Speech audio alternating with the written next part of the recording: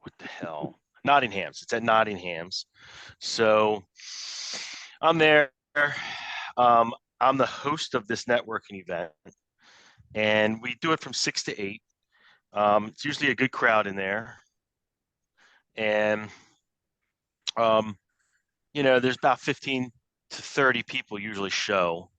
This particular night, and I haven't had really any super attractive bartenders or anything helping me out, but this particular night, I did. I had a very attractive young lady helping me, bringing me, my stuff, helped me during the night. And we got to chatting and we kind of hit it off a little bit. So then after the networking event ended, it was karaoke night. So we proceeded to hang out, and she happened to be So hold on, can some I just interrupt ringer. real quick? So this was Yeah. this was when you were not showing up to record. Okay, so go ahead, continue. Yeah. This is it. Okay. I told you I was at this networking event. Yeah. So Karaoke night. Yeah. So then, I usually drink at these networking events, but this particular night, we're talking, chatting it up. So I'm putting them back. I'm putting them back pretty good. And so then it starts, and she's this ringer karaoke singer, turns out, which I had no clue about. So she gets up there singing. All these people are. I've never really gotten into karaoke, but when you get the karaoke people to come out and they love it, and I love that they love it, but it's entertaining as hell. So anyway, we hang out, we leave there, and we make plans to go out to dinner the next night. And so I got her first name, but that's it. So I can't even show you any social media pics of her right now. I gotta chase them down. But anyway, the next day, I call her up, and I was like, hey, you want to go, ready? We're going to go out, or I text her or something. So she gets back to me and she's like, I'm in Utah. So she goes, so I said, what? You're in Utah? And she was like, yeah, the day, like that next morning after we met, because we met on like a Wednesday, and our dinner date was supposed to be on a Friday. So that day in between, Thursday, the day after we met, she got some job offer to go out to Utah and took off. So then she goes, well, I might be coming back, into DC area with a friend to visit or whatever. And she was like, well, we'll get together. So, which is probably ideal, but we'll see. So it's kind of on pause until she comes back. But super nice young lady. How old was she? I think she was 29-ish. I think, if I remember correctly. I was gonna listen. We were putting them back, bro. We were having a great time. We really hit it off. Super cool chick, and the thing is, she wore a baseball cap, which really kind of does it for me. like a sexy girl in a baseball cap. Something about that. You're a simple man with simple pleasures. What can I say? Doesn't take much, baby. Fill my belly, put that baseball cap on. I was going to say, breathing is the bar, right? So if I can just interpret what I'm hearing here for 1 second. Okay. And can I go back to another story real quick before you jump in with your interpretation? I met another. So just a little background. All of my ex, my Alyssa's mother, my ex before her, who I went out for 3 years, every other girl I've ever dated since then have all been bartenders or brings me beers type women in a bar, like / cocktail waitress type thing. Well, no, because I'm never at a table. Right? I'm always in the bar. You know what I'm saying? So they might be it's like cocktail waitresses. Service. Yes, exactly. So I met another one a couple weeks ago. Nice young lady, and we hit it off at the bar on a Saturday. This is by Columbia Mall. We got to talking. I said, "Listen, I'm gonna go over and have some dinner at this other bar. Why don't you meet me there when you get off your shift?" I give her my number. I never ask for their number. I always just give her my card, and we'll see. So boom, I'm over there, get a text message. She's like, I'm on my way. She comes over. We have a great dinner, fantastic dinner. And then we make plans again. I had Ubered it. She even drove me home and dropped me off. Very nice girl. We made plans to go out to dinner like the next night. Okay. The next night, it was a Friday night. Oh, no. The next weekend was a Friday night. We were planning to go out to dinner. We were going to meet downtown. She's in school all week, blah, blah, blah. I think she works at this restaurant like just on Saturdays. And So when you say she in goes- school, Yeah, she's in I think it's grad school. okay. I think it's grad Hopkins. She goes to Hopkins. She wants to be an X-ray technician type person. Don't know if that's exactly it, but it sounded like that. Okay. Right. But she goes to Hopkins anyway, downtown. So she's running around. I go downtown to meet this broad at this restaurant, very nice restaurant. And I get there. It's right near, if you guys remember, the Elk Room. Have you ever been to the Elk Room? No. Kind of like a speakeasy type bar, really cool. It's like next, I can't remember the name of it. It's an Italian joint. But I get there. We're texting. She's like, I'm running a little bit late, blah, blah, blah. Okay, no problem. So I text her. I say, I'm just going to go over to the Elk Room, have a couple beers. Just text me when you get down. I'll meet you at the restaurant. No problem. Get to the Elk Room, have a couple beers. All of a sudden, the text messaging stops. So I'm texting her. I'm like, are you something wrong? Whatever, nothing. So I'm like, all right, something's up. So I just have a couple drinks and I go home. The next morning at like 7 a.m, I get a text message. Apologies. She goes, I got home. I was so tired. I sat down and I fell asleep. Can you believe that? Sure. So, yes. I believed it. It was true. I'm just saying, can you believe that? Sure. Crazy. So my string of luck has been completely trending downward from being no-showed because of exhaustion to, just bouncing out to Utah the day after I meet somebody. And then nothing's happened with that since. With the other one I'm just telling you about? Yeah. We've chatted back and forth, but I just can't stand.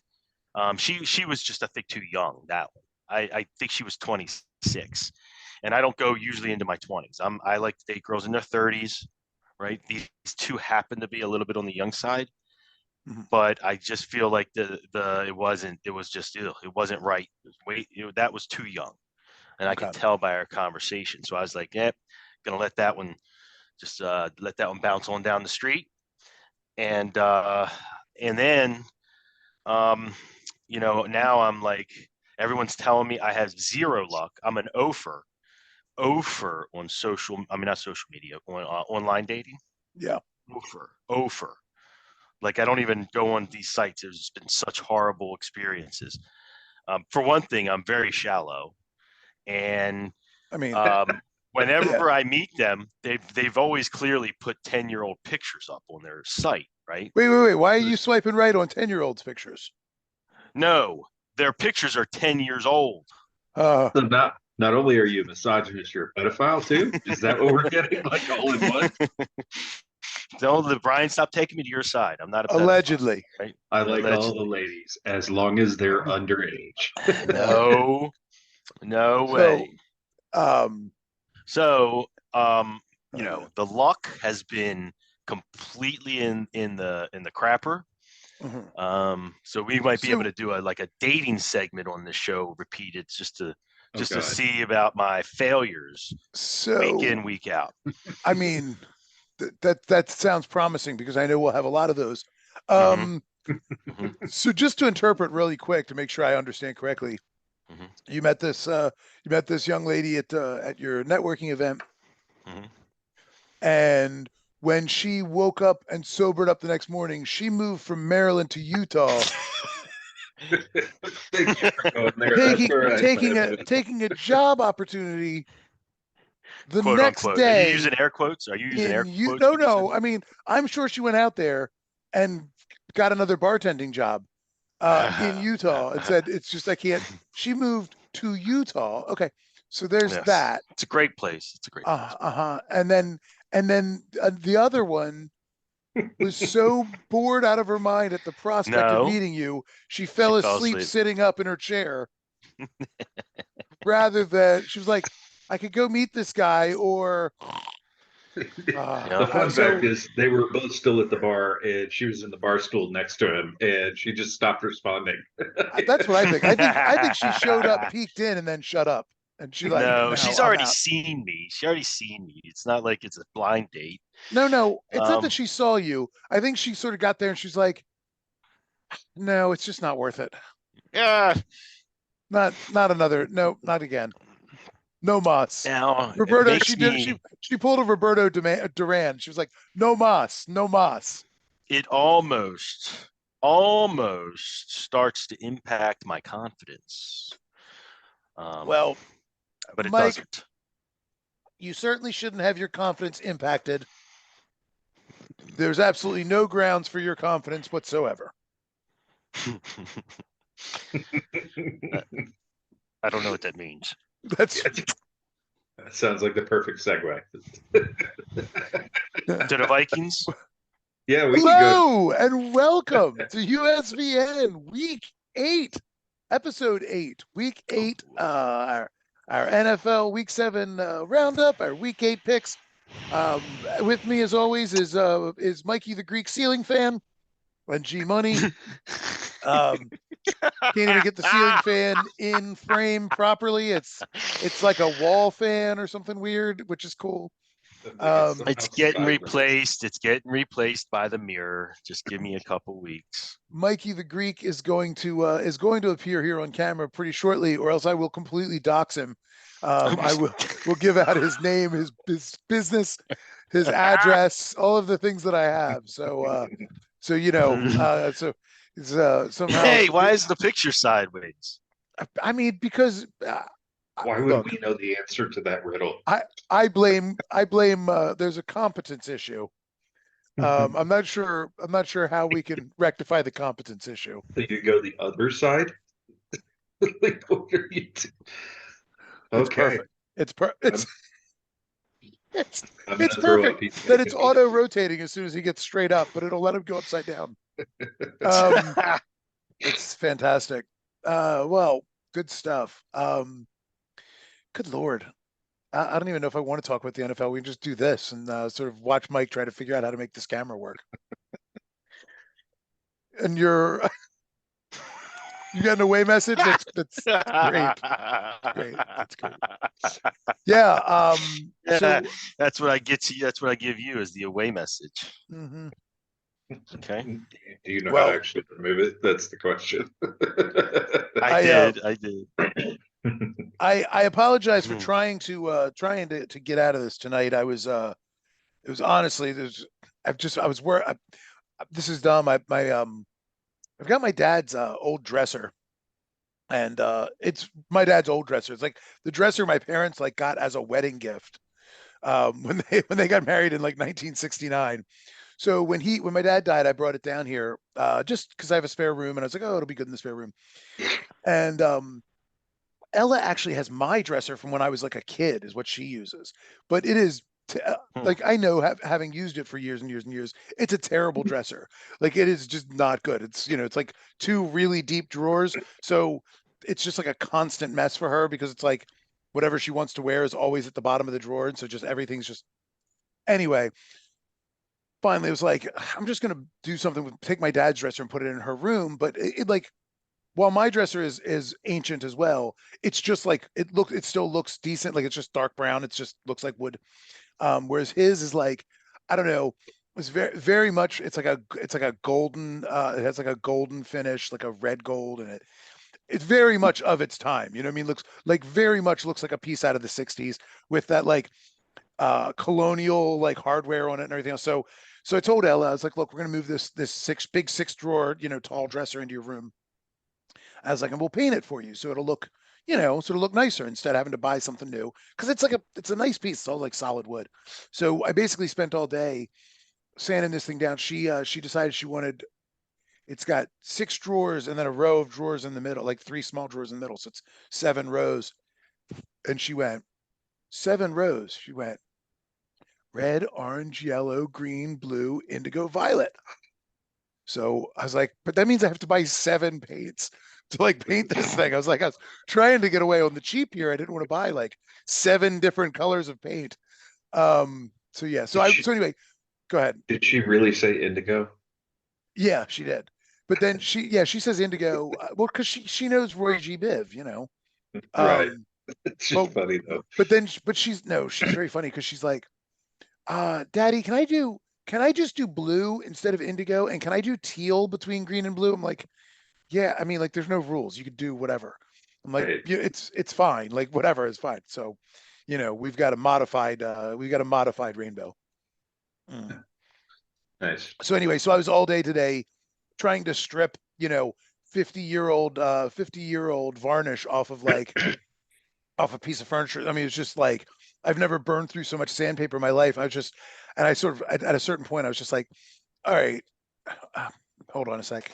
Yes. Speak of the devil, and she appeared. Hey, yeah, I normally put her to bed when I do this. Carla puts her to bed unless I can get her to bed beforehand. Hmm. And Carla, instead of putting her to bed, just always is like, sure, you can come in and lay in here with me. So usually it means I get off of here and I go in there and I'm like, I've got like a sliver of bed because Ella's, asleep like this. I'm like, anyway. But the last couple times she's just been like, oh, I can't sleep because mommy fell asleep immediately. And I'm just bored. So that's cool. Anyway. But yeah. By the way, by the way, is there something different about your face? Yeah, I have hair on it. What's going on with your face? Let me see that. I got Is there something you're doing different? Is it a different color? I grew a mustache. Did you never have that before? I mean, I have, just not. You just had the bottom. You just had the bottom. Yeah, just the bottom. And yeah, it is a different color. That's why you look so different. Yeah. I was looking at you like, what the fuck? Because I always remember you had the goatee, but I was like, what the hell? Something's not right with this. Yeah, I thought maybe you forgot to dye it or something. Like you just I don't dye part of it. No, I don't dye it. I was quite surprised that the mustache came in so dark. I was like, huh, all right, You like the two-tone look. Yeah, well, this part's old and got old fast. So well, I got white here, like a couple of whites in there, and then they spread to this whole area. I think the rest of the beard is more like this, but I'm not sure. I haven't grown it in a few years. Like, does you see all those grays? Can you see all the grays? Yeah, no, you don't have to look so close. I can see them from here. No, you actually do because my hair is pretty dark. So don't even try and say it. But if I grew this in, it'd be all white. Maybe if you weren't wearing a gray robe, they wouldn't stand out so much. Yeah. See, I'm still in pretty good shape. Look at the side. You got it right there. Side. Yeah, it's right there. All gray. Right there. All gray. Yeah, well, that's what I'm showing you. Same thing. Say it's right there. So listen, my fucking jerk off barber has been out for like 2 days. I can't get he takes all them out. I'm walking around looking like Paulie Walnuts with gray all down the side of my head. You're not quite that bad. Lord. Yeah. No. I can see it. That's why. You look, yeah. You're more like Paulie from Walkie. You look more like Burt Young. Burt Reynolds? No, Burt Young, who just you mean Reynolds. You definitely mean Reynolds, not Young. I think you mean Burt Old. I mean Burt Young, rest in power, brother. Burt Young. Yeah. I was a fan of Burt. I was a fan of Burt Young. Yeah, he just died. I was a fan. I know. I saw that. Anyway, bottom line was, by the way, the best Burt Young movie, Back to School, by far. Yeah, probably better than Rockies. Yeah, probably. Anyway, so I was working all day on this dresser, and I was just like, man, I was like, I haven't made any dinner. I was like, I don't know what we're doing for dinner. I was like, by the time I do all this stuff, it's going to be anyway. So I tried to punt because I just thought it was going to be too late, and Anyway, so I apologize for trying to get out of this week, but yeah. Mm-hmm. All right, so gentlemen, on that note, I don't have a good segue from Burt Young.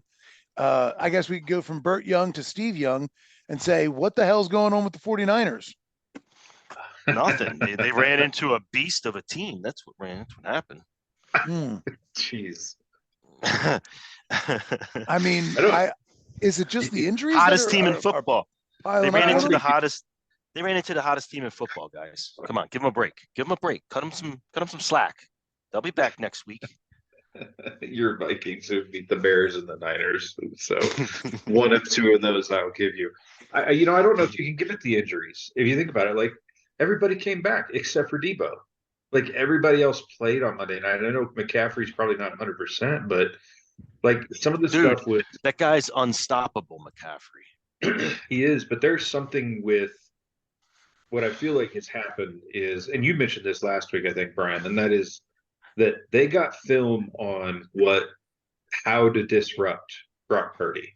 Yeah. And in doing so, the Niners haven't adjusted yet. And now they need to adjust because Minnesota's defense looked better than it's looked all year. Yeah. Like, Yeah.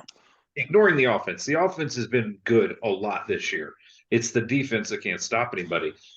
They were literally manhandling the Niners, and that doesn't happen. Sure. So I don't know. I thought I agree. I mean, I think that the Vikings D looked great. I mean, and again, like, yeah, head and shoulders above anything they've done that they've done. And yeah, the Niners just, I mean, they didn't look terrible. They just, I mean, Purdy, they moved the ball. They've obviously got a bit of a problem with kicker. But I mean, they've got a rookie kicker, and I think he missed that game winner last week, and that seems to still be shaking him up. He had a big win in this one that maybe gets his confidence back. We'll see. He didn't have a chance to try again at a game winner or anything, but yeah, I was more surprised, I think, at how poorly the 49er defense did at stopping the Viking offense. Yeah. Well, and that's what I was saying about the injuries piling up. They had a lot of guys go down during that game and came back out. No, you're right. Yeah. But guy goes down and comes back out. You go, well, is Fred Warner 100% coming back in? How's Greenlaw? I mean, he's wearing that humongous RoboCop arm on his arm. How much is that impacting his ability to tackle? He had a couple of tackles that he missed, that were like arm tackles. Greenlaw definitely. I saw what happened to Warner, and that looked like a Charlie horse. Like the leg the knee hit him right in the side of the leg, and he couldn't quite get the feeling back right away. But I agree with you on Greenlaw. He didn't look himself. I mean, there were moments he did, but not consistently. Yeah. Yeah. No, I mean, it was only, in cases where I was thinking one in particular, there was one play in particular where I can't remember, it might have been Bilal Powell we went to tackle him and he sort of, I don't know, Powell kind of juked, Greenlaw got a hold of him, but he basically was trying to wrap him up with one arm, and it was like that other arm just didn't get there, and it was like, under normal circumstances you think he makes that tackle, and he ran right through it. But I feel like I saw that more than once. The other thing I noticed, and we're going to get to this in a minute on a different game, but I also noticed that they were really calling pass interference incredibly tight in that game, and that was the thing that I think that really, it became the Achilles heel a little bit for San Francisco and why they couldn't slow him down, because every time they needed a big play, they threw at Ward and they would call a PI on it. And some of them were legit, and others I'm like, man, that happens literally every down. How are they calling it every play this time? Yeah. No, there were a few real ticky-tack fouls. They were okay, sorry. Speaking of, Mike, anything you want to add to that game? For it's your Vikings. You don't want to boast about how great how Jordan Addison makes them feel like they don't even miss Justin Jefferson. I mean, I think that you're seeing a team that's going to start to click. I just hope it's not too soon, which I don't think it is. I think right now they're ready to put a run on. They're going to go right into the playoffs, hot, one of the hottest teams in the NFL. I don't think they're going to run the table, but I think you're seeing one of the better teams right now. The record don't show it, but you can never count that team out. Kirk Cousins is a really top-notch quarterback in my mind. Always has been. He's Mr. Consistent. You can always count on him to have a solid performance. I just think that if their defense continues to keep getting better, they're going to be a force. It's a big if. No, but I'm looking at their schedule coming up the rest of the way through the season, and like for the next 7 weeks, which includes their bye, like they're all winnable games for them. Very much easy. Like the biggest team on that list is maybe Atlanta and New Orleans. Beyond that, everybody else has kind of been underwhelming, and then they run into Cincinnati and Detroit twice in the last 4 weeks. That's where their gauntlet's going to be. But if they can win all the games up to that, they're 6-4 or whatever it is. So, Sure. or not 6-4. Sorry, that's 9-4. So I mean, Yeah. they're on the cusp of playoffs if they can just split some of those. They're not going to pull out 14-3, but they're gonna. And they'll get Jefferson, and they'll get Jefferson back in week 10. So we'll see. Right. Is that We'll when he see. comes back week 10? Okay. I think so. And the way Addison's developing, you put Jefferson on the other side, and No, Addison does look Hawkinson, really good. Now, Yeah. now let Hawkinson's me. a stud too. So And Osborne's been solid.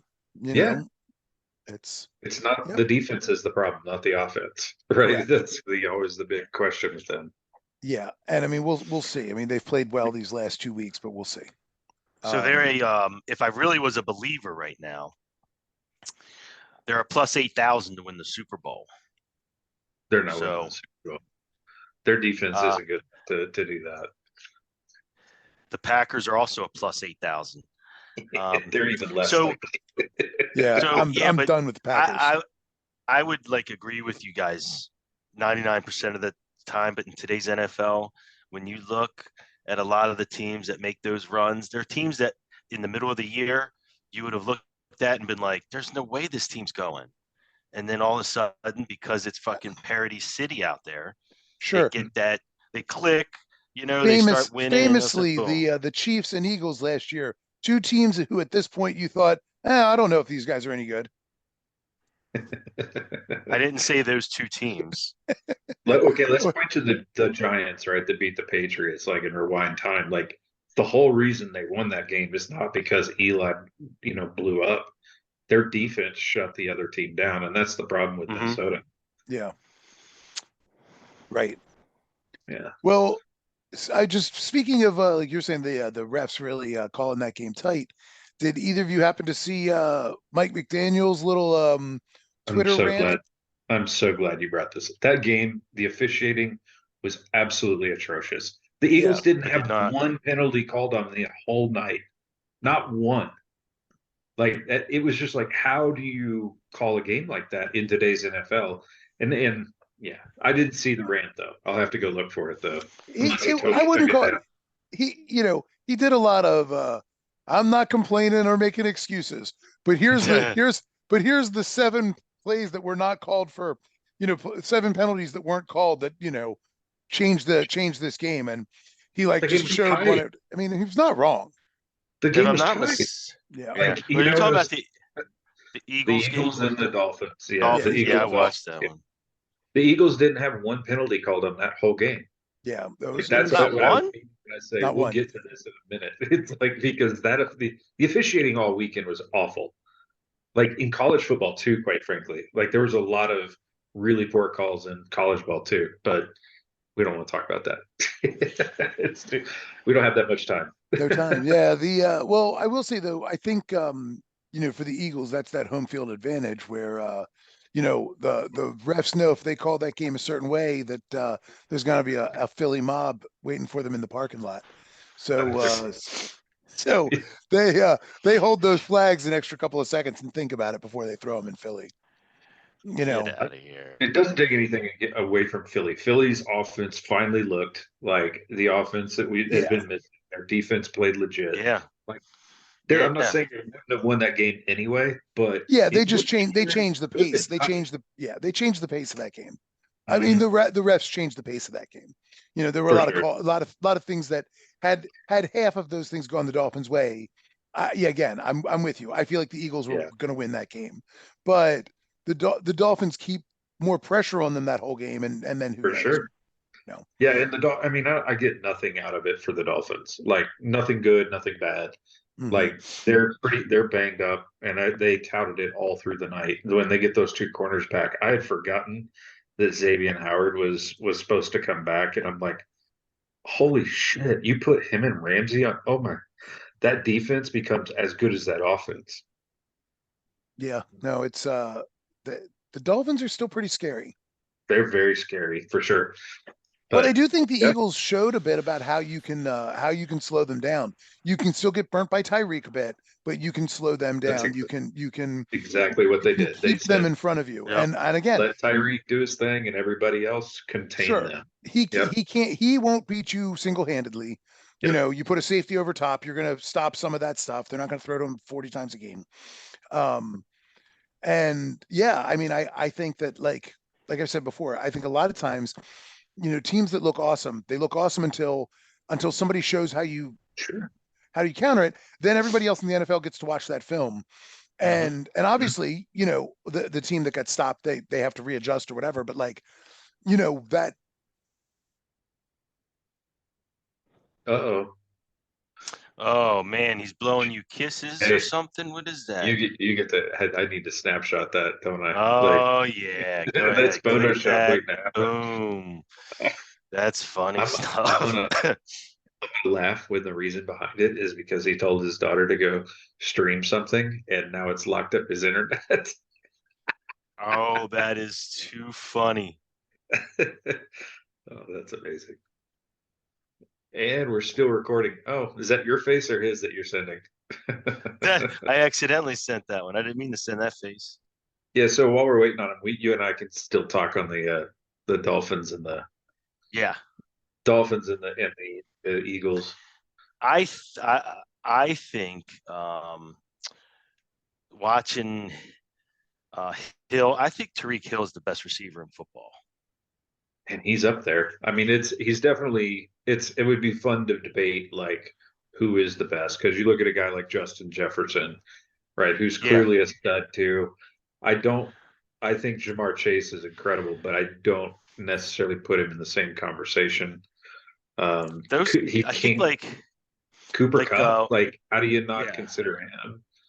You I know, just when I see Tyreek Hill, he's so he's much so faster fast. than those. He's faster and he can go running around into the backfield, do all this other stuff, go far, Yep, he can go deep, he can go across the middle. He does yep. all kinds of crazy shit. I know. sorry Where about And like that. yeah, we know. uh We kept yeah. talking about the Finns and the Eagles. My So my internet is out, so I don't know I what just told him happened. what's going to be amazing is when we find out it's because you told your daughter to go stream something. No, my internet just like completely turned off. Uh, The internet guys, oh, it's back on now. The internet guys were out here earlier doing something, and I don't know if they're still there or not. I assume they're going because it's 10:20, but they were out there pretty late with the truck, so I don't know if they had to flip Might the be the switch for a feds. minute or what. right. All of a sudden, everything froze up on me. So we'll see. I'm running this through my phone for the moment, but we'll see how that goes. So I'll take the next segue because you talked about people getting film on a team Yeah. and then figuring out how to beat them.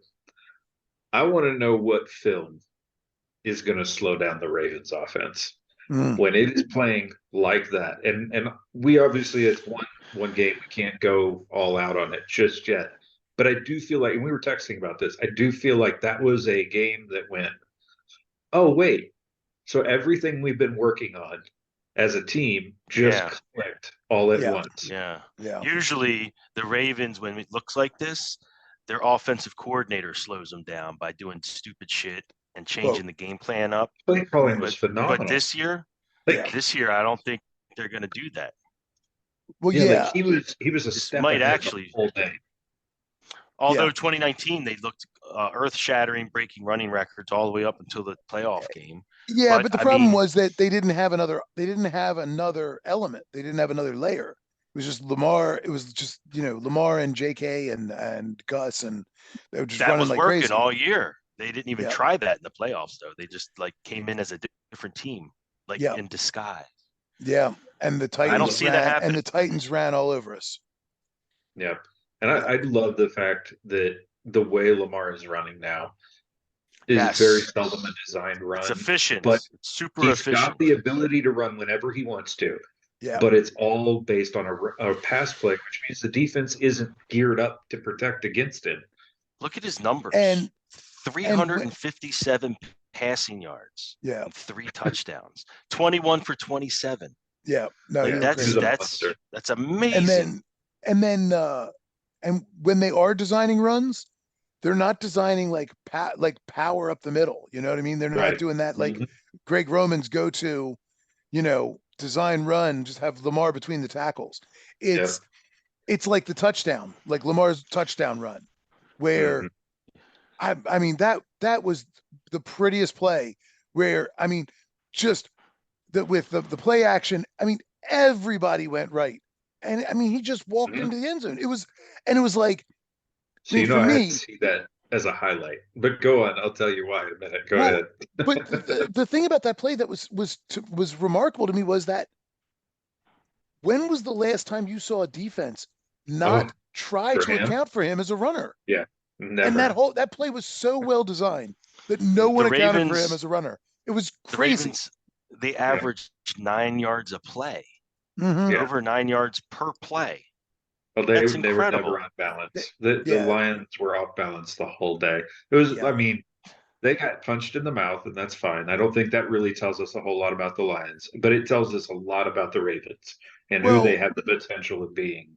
yeah, and it tells us what we already know about the Lions, that they're not a team built for coming back from a big deficit. No, You right, get Yeah. up on them 2 scores, and Goff is not that guy.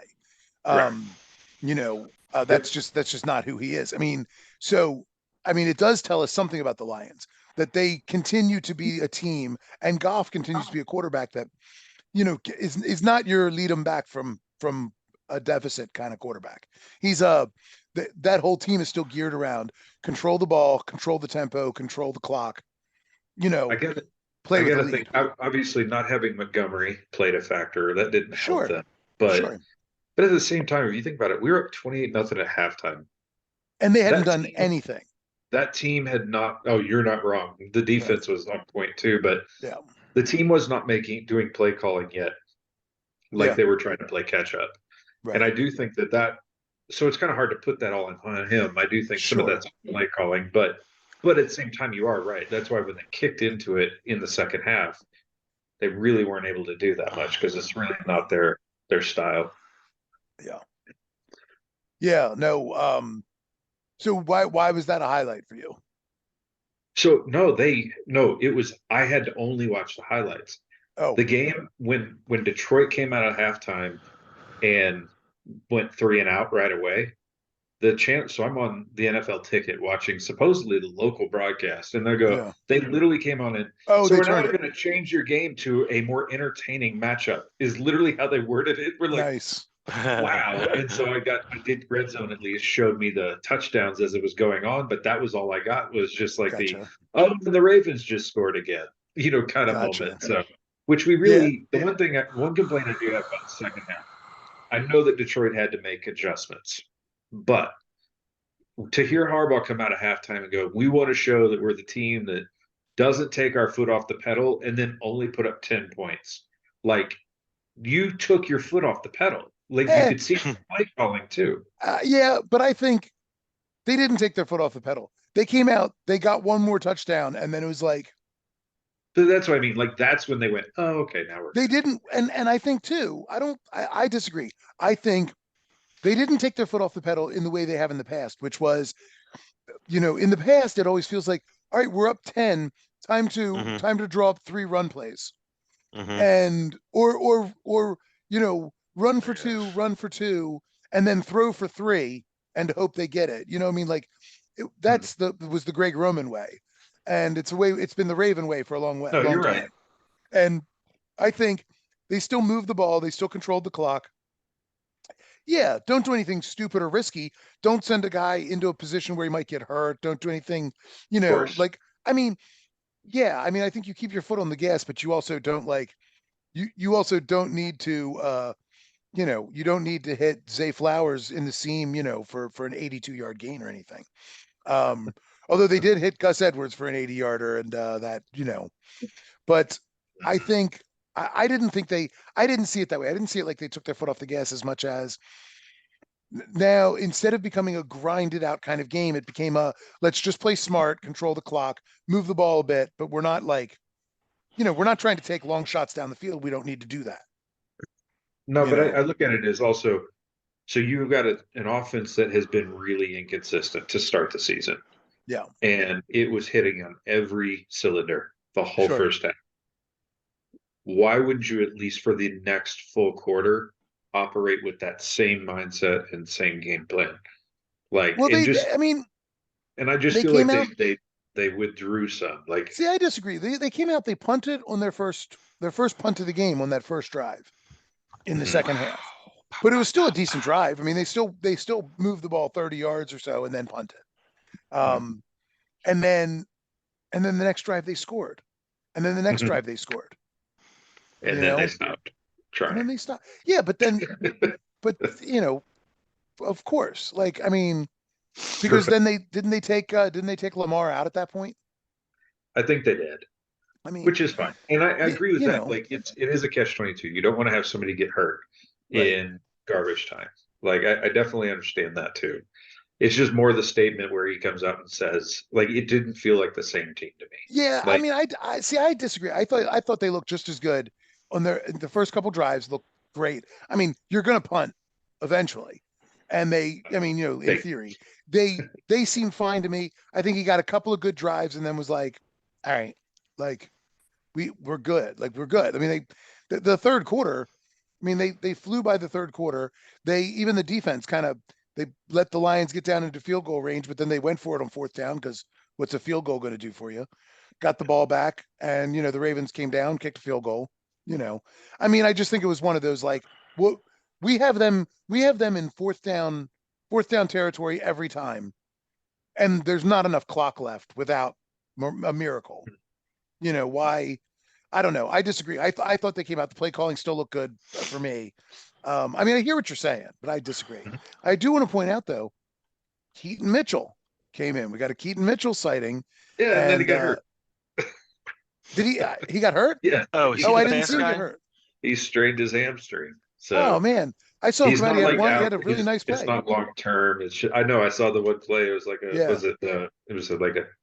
Whatever you call it, the play he lined up his wide out, right, and came across for like an end around almost, but from the slot. He came from the slot, and and had a nice 8 yards or something. I don't know. It was a nice little gain. Looked good. Nice, good burst. Be a good weapon to have too. Yeah, I'm excited. And so whatever. He got hurt. It was good to see him though, because it was a game where they could put him in there and see if he, see if he could provide a burst and all that. So I'm excited to see what happens with Odell.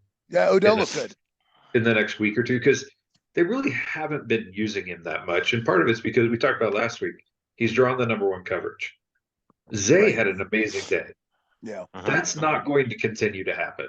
They're going to start shifting their coverage more to him, which is then going to open up Odell. And that's when we will see, because I don't think we've seen how good that offense is yet.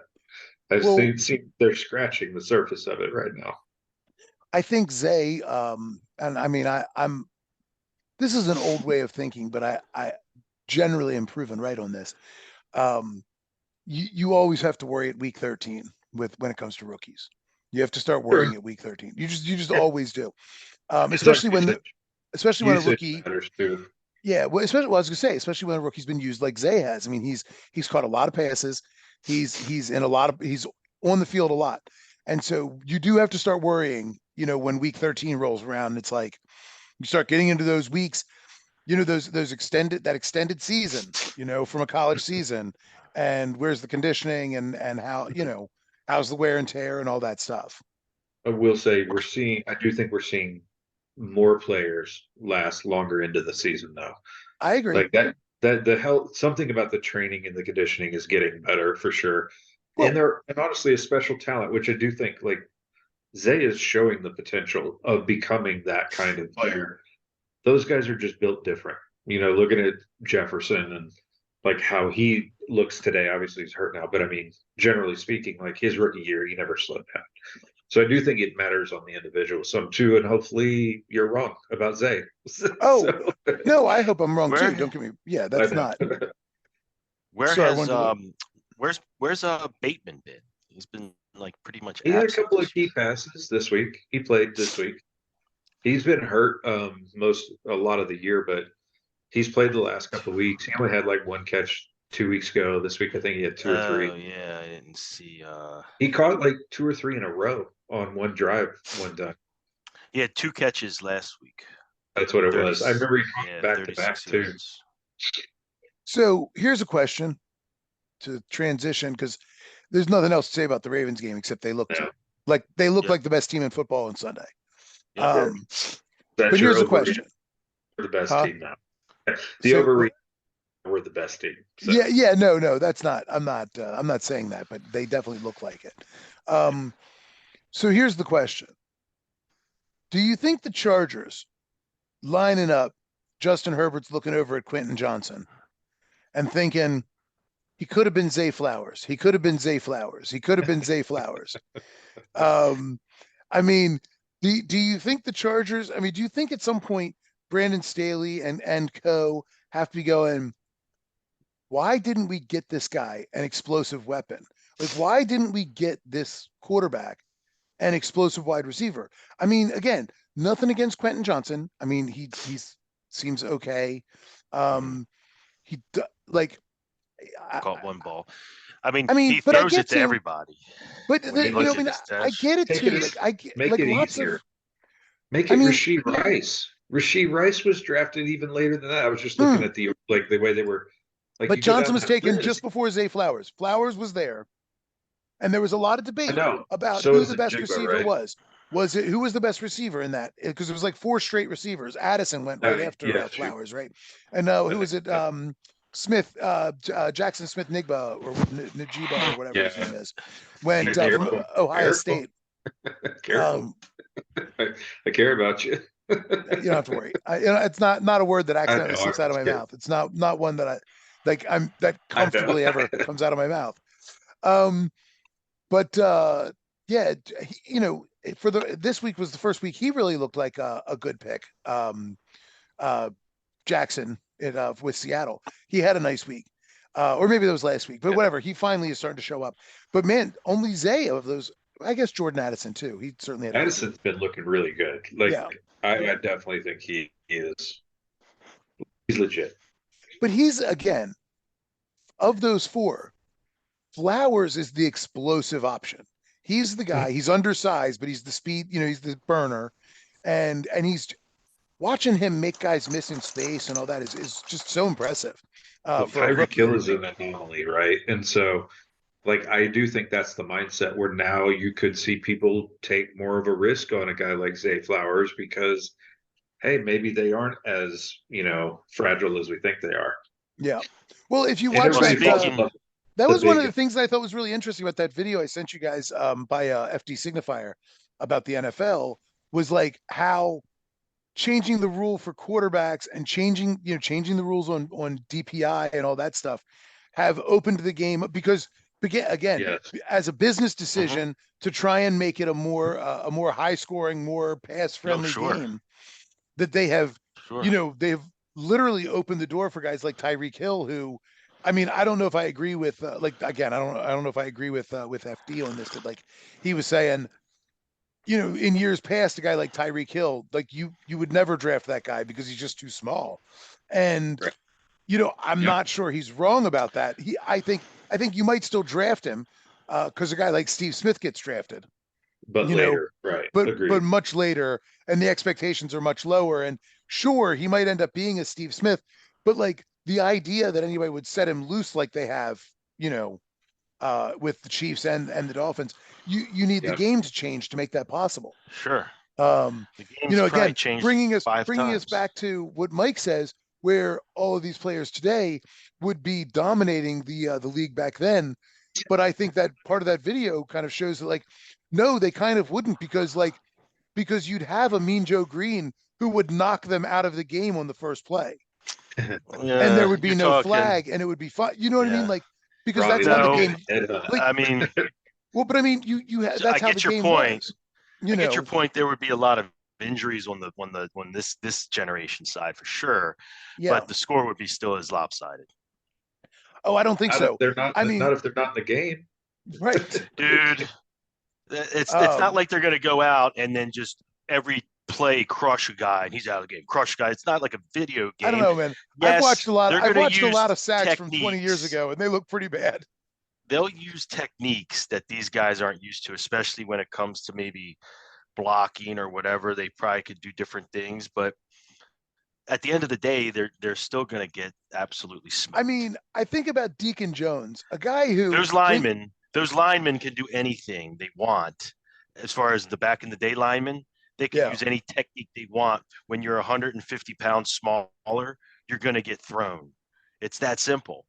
I mean, at some point, size definitely matters. And when you're talking about today's NFL, the defense alone, their defense today, and you see it in the combine, offensive linemen, defensive linemen running a 4.4 40. Are you out of your crazy mind? Yeah, no, I know. Zero. There was zero people back. A defensive back couldn't even keep up with them. Right. Because I think football's the wrong sport to have this conversation about, but are we really having this conversation? We should, because then I'll well, be no, I don't want to have it again, but I do want to say one thing. I acknowledge that the players today, in straight measurement, are putting up better statistics than the players back then. That's where I'll go with it. So the one thing I was going to say, that's like such a soft agreement.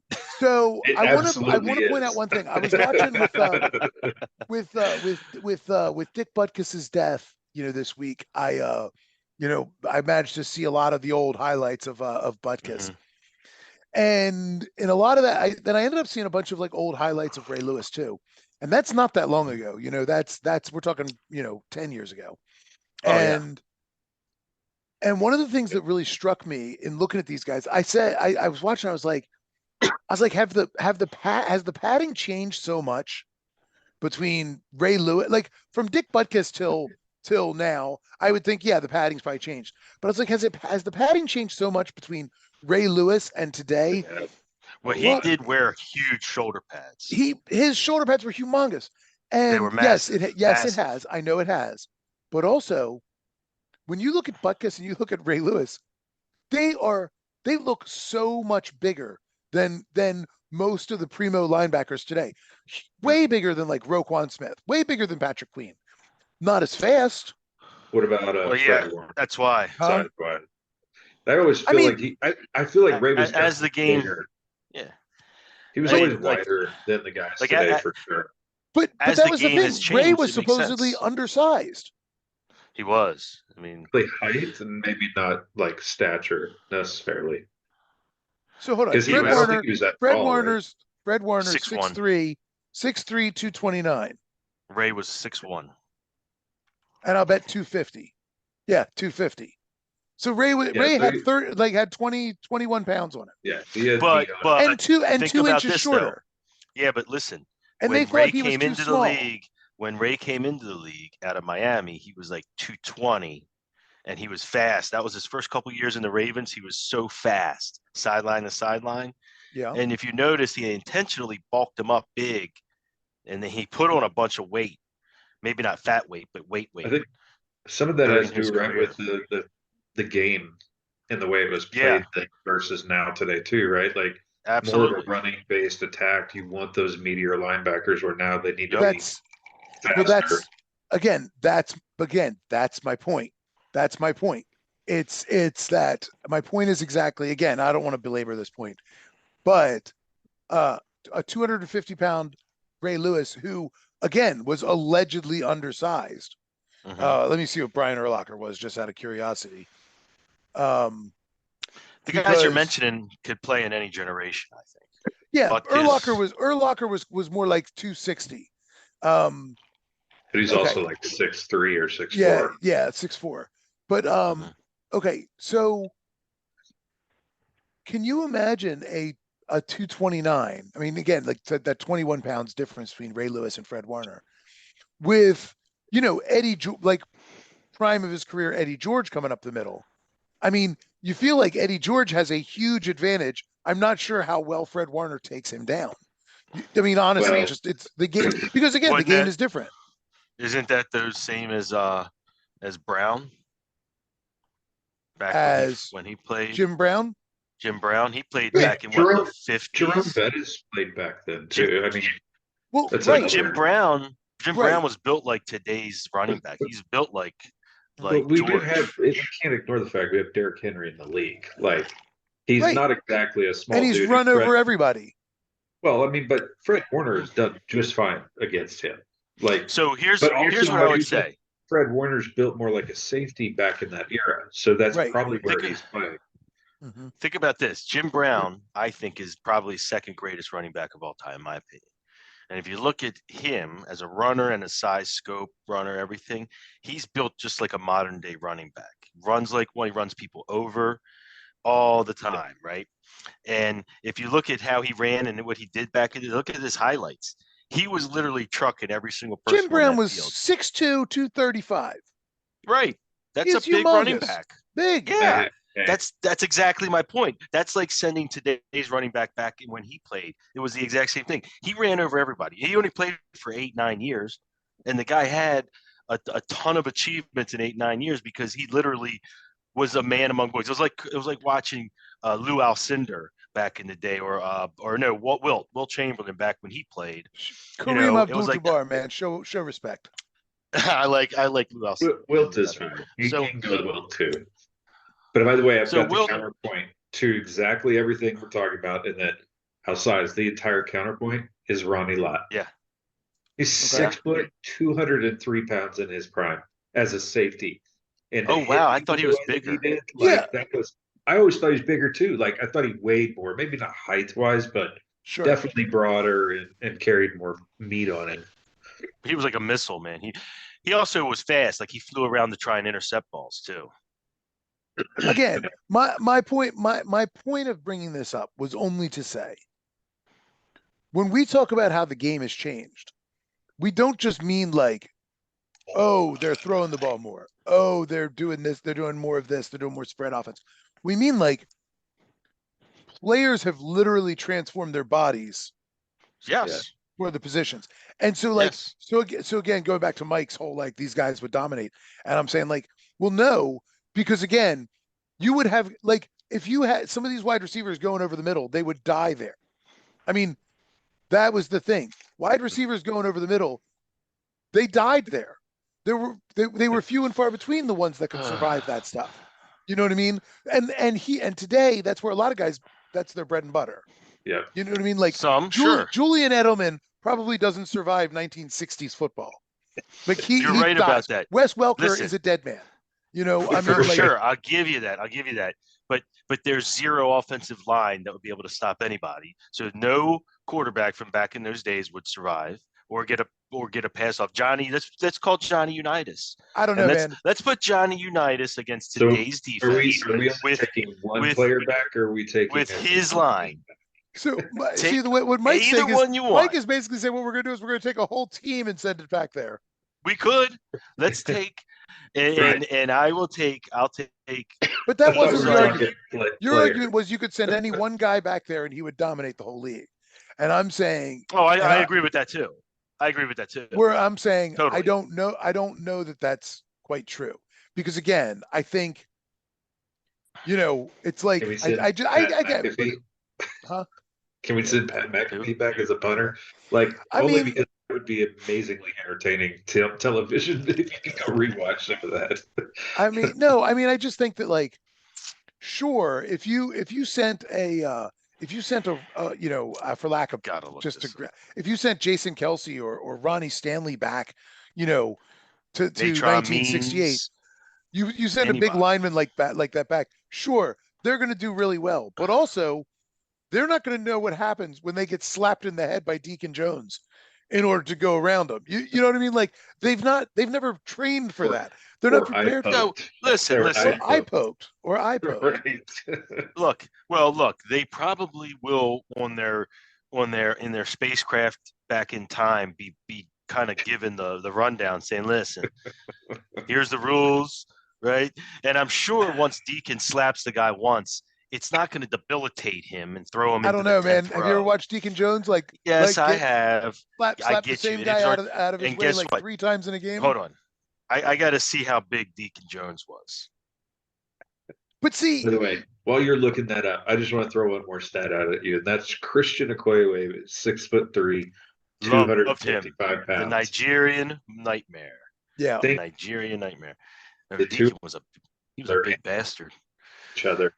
To put Okoye's That was- just overall weight, like that just screams how much of such a beast Ronnie Lott was. yeah, Yeah. yeah. I mean, Like again, there's always going to be the hey, listen. occasional.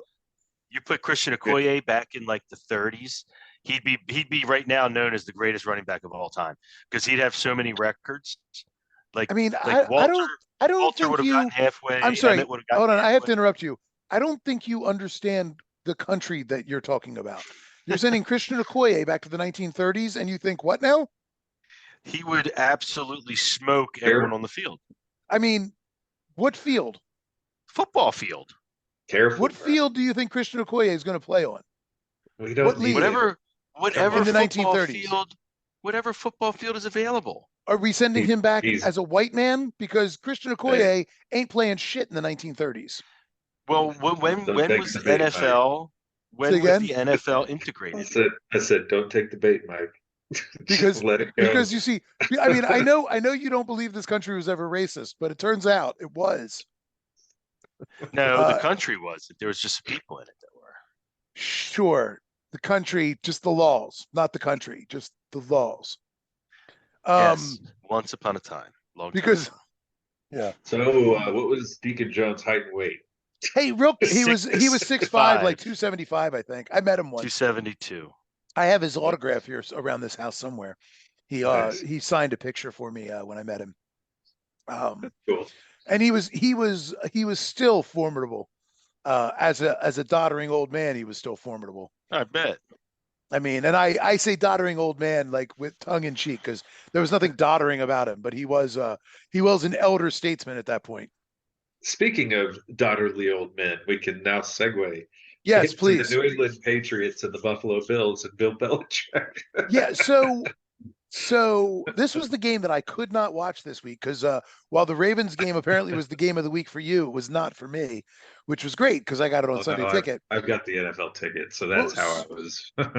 Oh, but you said they turned it off. See, I didn't get my turn off. I have two TVs, so the other TV is always on the Red Zone channel. I see. I see. So, well, the Patriots-Bills game was apparently the game of the week here for some reason because I could not get it on Sunday Ticket. So, so that's why I texted at one point, like, "Hey, what's going on with the Patriots Bills? Because I can't watch it." You don't have regular TV. Well, I guess I could have, but it's a long, complicated story. But I'm splitting a Sunday Ticket with my father-in-law up in Georgia, and so I have to watch Sunday Ticket using my smart TV, which is something I don't ever do. I have a Fire Stick, so I don't really know how to use my smart TV because I've always only used either a Roku or a Fire Stick. So basically, I have no apps on my actual TV. I just have like the Roku and the Fire Stick. Except for YouTube now is the only app that I have on my smart TV. So I can watch Sunday Ticket, but then like I just turn that off and go to the Fire Stick to watch anything else. But switching back and forth is not exactly seamless. Wait, but do you have YouTube TV or just the subscription to the NFL Ticket? Just the subscription to the ticket. Okay, gotcha. Yeah, just the but I can I can watch CBS Sports or whatever. It's annoying. I subscribed to Paramount Plus, and they they made it. You have to have the premium in order to get the games. I'm like, I don't want it for that. All you need is an HD antenna, and you'll be fine. Because anything that's on one of the local channels, CBS, no, I'm too far out. Or ABC. Oh, really? Yeah, I have an antenna on my house, like a big giant powered antenna. And the CBS affiliate's so far away, I can't get it. Oh, got it. I mean, I could get it, but it's so annoying that I don't bother. Let me know when you've written your manifesto so I can go into hiding. Say that again. Let me know when you wrote your manifesto so I know when to go into hiding. No, hey, look, no, it's funny because I'm not like, I mean, it's not that rural. It's just Gainesville. I mean, hell, Gainesville is 200,000 people. We just don't have a CBS affiliate here. We basically piggyback on Jacksonville. So 180,000 are college. Well, 60,000 are at college, but like, and I think it's like 250,000 during, when school's in or something. But like, but I live, outside of that, but we piggyback off of Jacksonville Signal, and I mean, we just don't, I don't know. I know other people that get it fine around here. I don't, because of the trees and stuff like that. I just don't get it here. So, despite my humongous old 80s style antenna on my house, it's which one of these days I'm going to take down. I've just never bothered. So anyway, I want to hear your analysis on what's wrong with the Bills. well, I loved the Patriots this week, by the way. Loved them.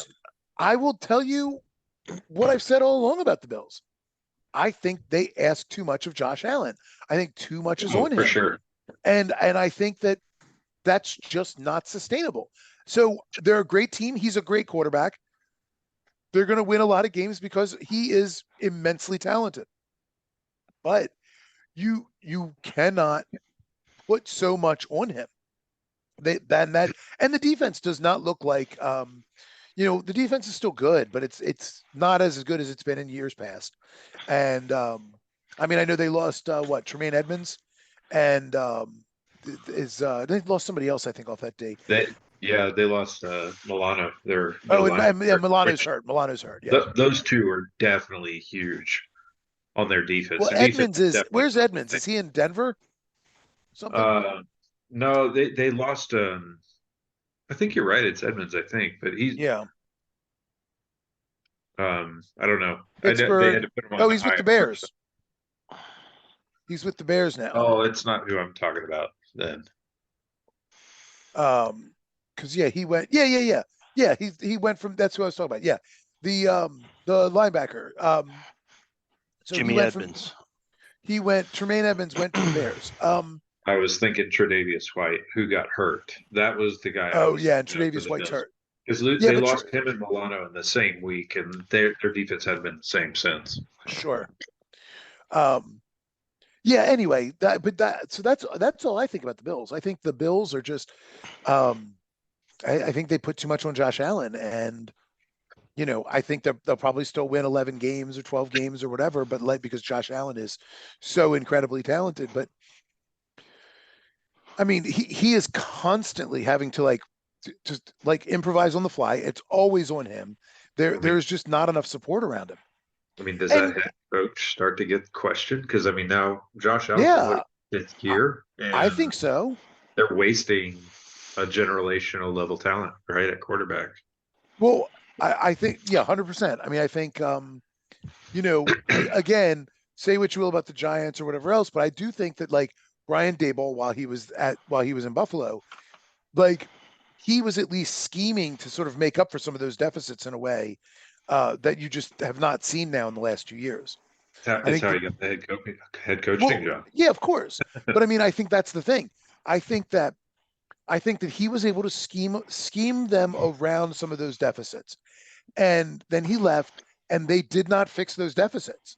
And again, it didn't really seem to affect him, I guess, last year for whatever reason, but it did. I mean, they expected to be a Super Bowl team last year, and they were not. Mm-hmm.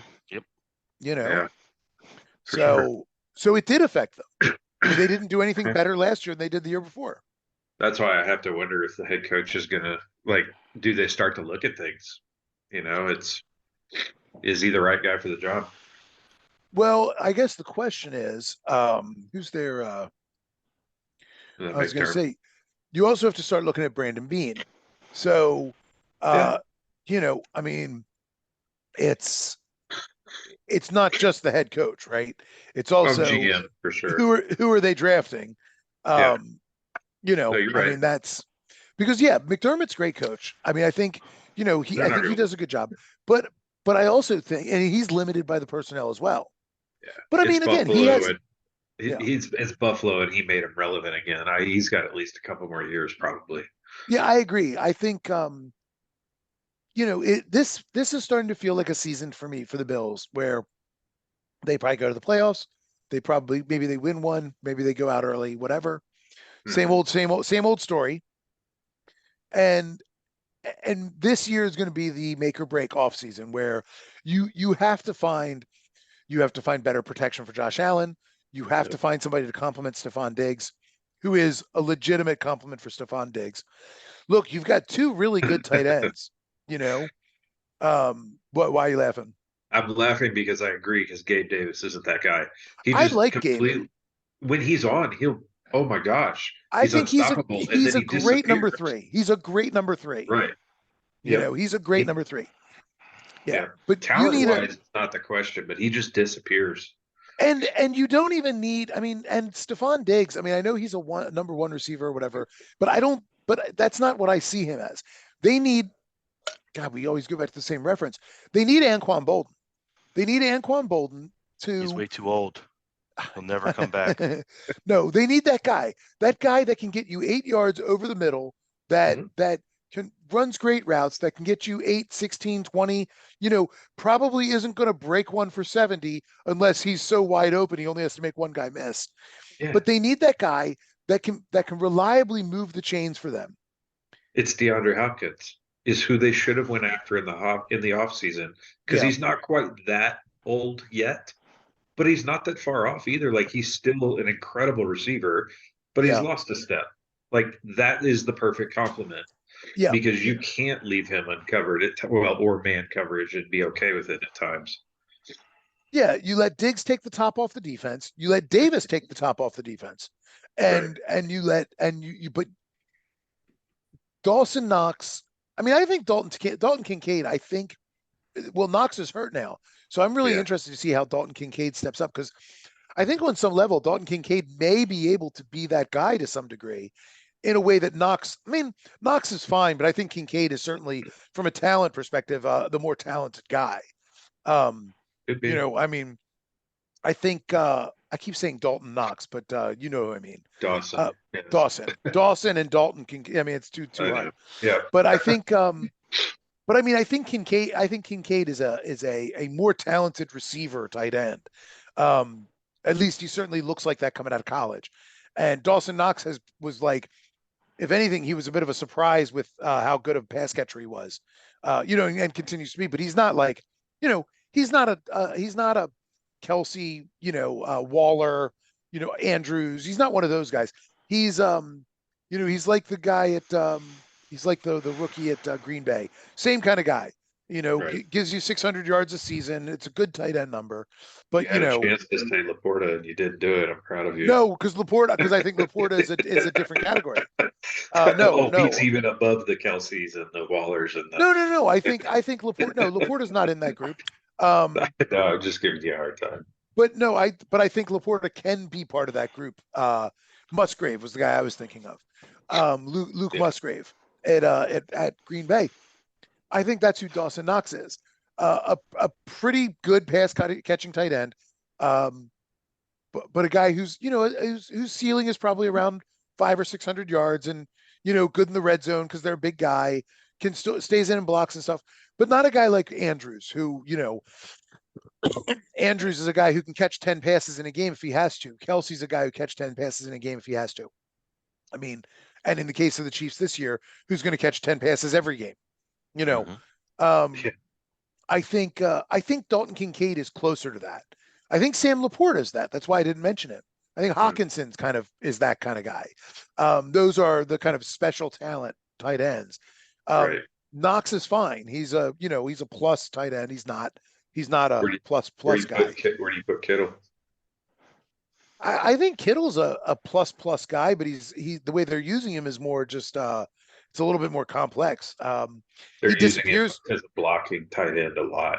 Yeah, they're using him to shore up the line. But sure, we've seen the numbers he can put up when they use him as a pass catcher.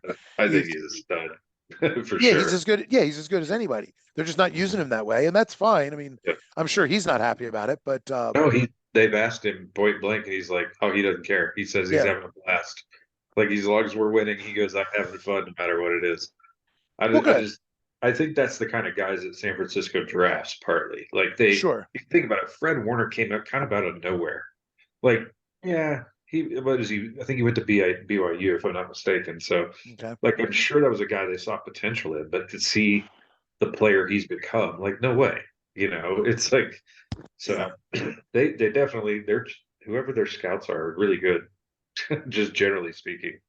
Well, so as a guy who didn't get to watch the Bills Patriots at all I've seen is the highlights after the fact. So I have no idea how that game actually looked.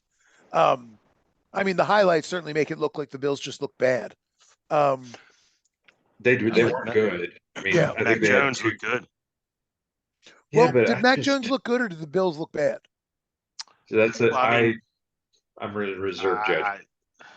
I don't know how you can say a quarterback. I mean, I guess the defenders maybe weren't that good, but I can say that watching the Lions and the Ravens, Lamar looked amazing. The Lions yes. defense didn't look terrible. Right. Lamar picked them So apart. Hold on, sorry, Mac just Jones, real quick. Sorry, real quick. yeah. Here's what I'm talking about. Do you guys remember that play with Lamar where he drifted out to he like rolled out to the right, and the whole time he had two guys all of a sudden coming at him, and he sort of stepped over here into this little pocket, and he froze both defenders because they thought he might run, and then he dropped that like 22-yard pass for a first down where it looked like any other quarterback would have been dead to rights. But because of who he is, he sort of ran up as if he was going to split the defenders. But he was never planning to run. Like he was always a passer. And then he just dropped the dime. That's what I mean by the defense didn't look that bad. Lamar made them look silly at times because he was so on point that I mean, the O-line, I mean, they weren't getting a lot of pressure. The O-line did a great job. But that's what I mean. It wasn't that the defense looked so bad. A lot of his passes, he had a ton of time in the pocket. He manufactured time in the pocket and was able to slice them apart. So that's what I mean. Did Mac Jones make the defense look bad? Or was he just Lamar. taking or did he just take what was available because the defense didn't look good? Well, he went 25 for 30. He had 272 yards and 2 touchdowns, which is solid. 25 for 30 is pretty damn good.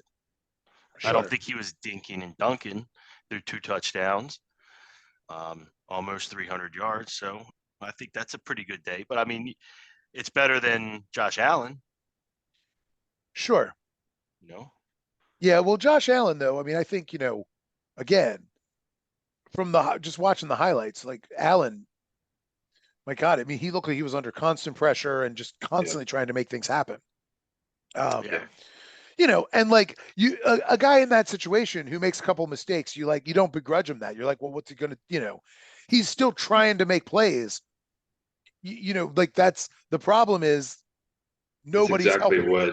It's exactly what happened to Lamar the last couple of seasons. And exactly. it's ultimately got him injured. Is the same thing as pressing too hard caused him to have turnovers, all the time. So I think the defense of New England clearly stepped up, but it's the offense that they showed out against a depleted Bills team. So let's see how they do against, when they start to come up against some real competition like this week, which we will get to. We'll get to soon. Yeah, I was just, like I said, I was curious because I'm not really buying the Patriots. I think I went back and looked and Belichick actually plays the Bills pretty well. So, on some level, shouldn't have been surprised by that. It's not unlike the way the Giants have played Washington the last few years. I kind of was thinking Daniel Jones. Well, I think I said it last week.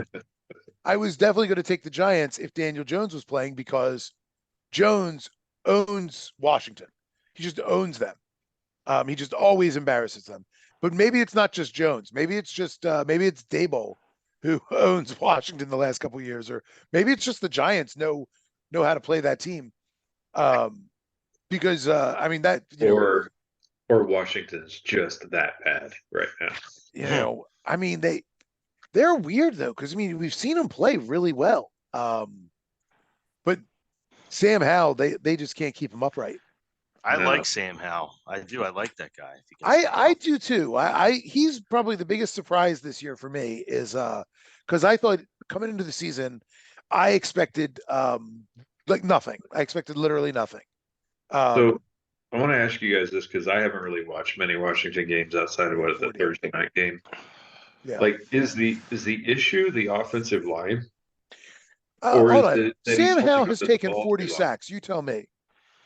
No, hold on. Or is it he's because he's such a newbie quarterback, he's Yeah. holding on the ball too long and thus putting that additional pressure on the line to have to hold up for longer. No, it's a little. He got knocked out of the game running the ball. The first game, he got knocked out running. It's a little bit of. It's a little column A and a little column B, but it's mostly the line. Okay. I do agree with that. Yeah, it's definitely I the haven't line. watched enough, so that's why I was wondering.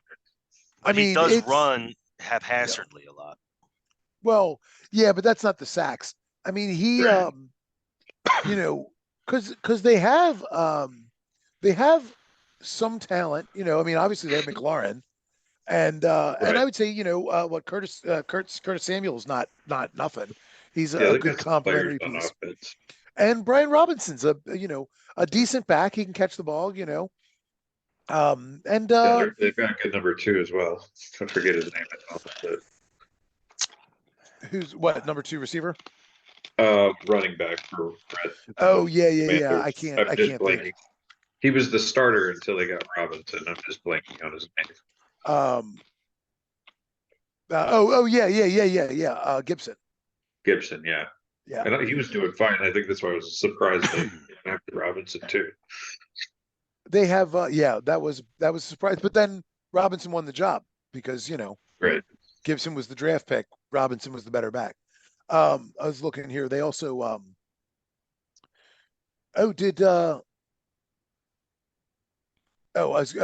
sorry. And they have, I was like, they have Jahan Dotson too. Yeah. No, they definitely got some talent. That's why I was wondering. Was it the Logan Thomas? Logan Thomas, I think, is old, but he's still, can catch the ball. Yeah, he plays like 3 games a year, but sure. Yeah, I mean, he's not. Well, he's a shell of what he once was. Yeah, but, for sure. No, but he was talented for sure. But I mean, he can still get you. He's still an outlet receiver. He's not ever going to have kind of big numbers, but he's still, can be a reliable outlet. He's got good hands. He's just not. Just doesn't have the juice anymore.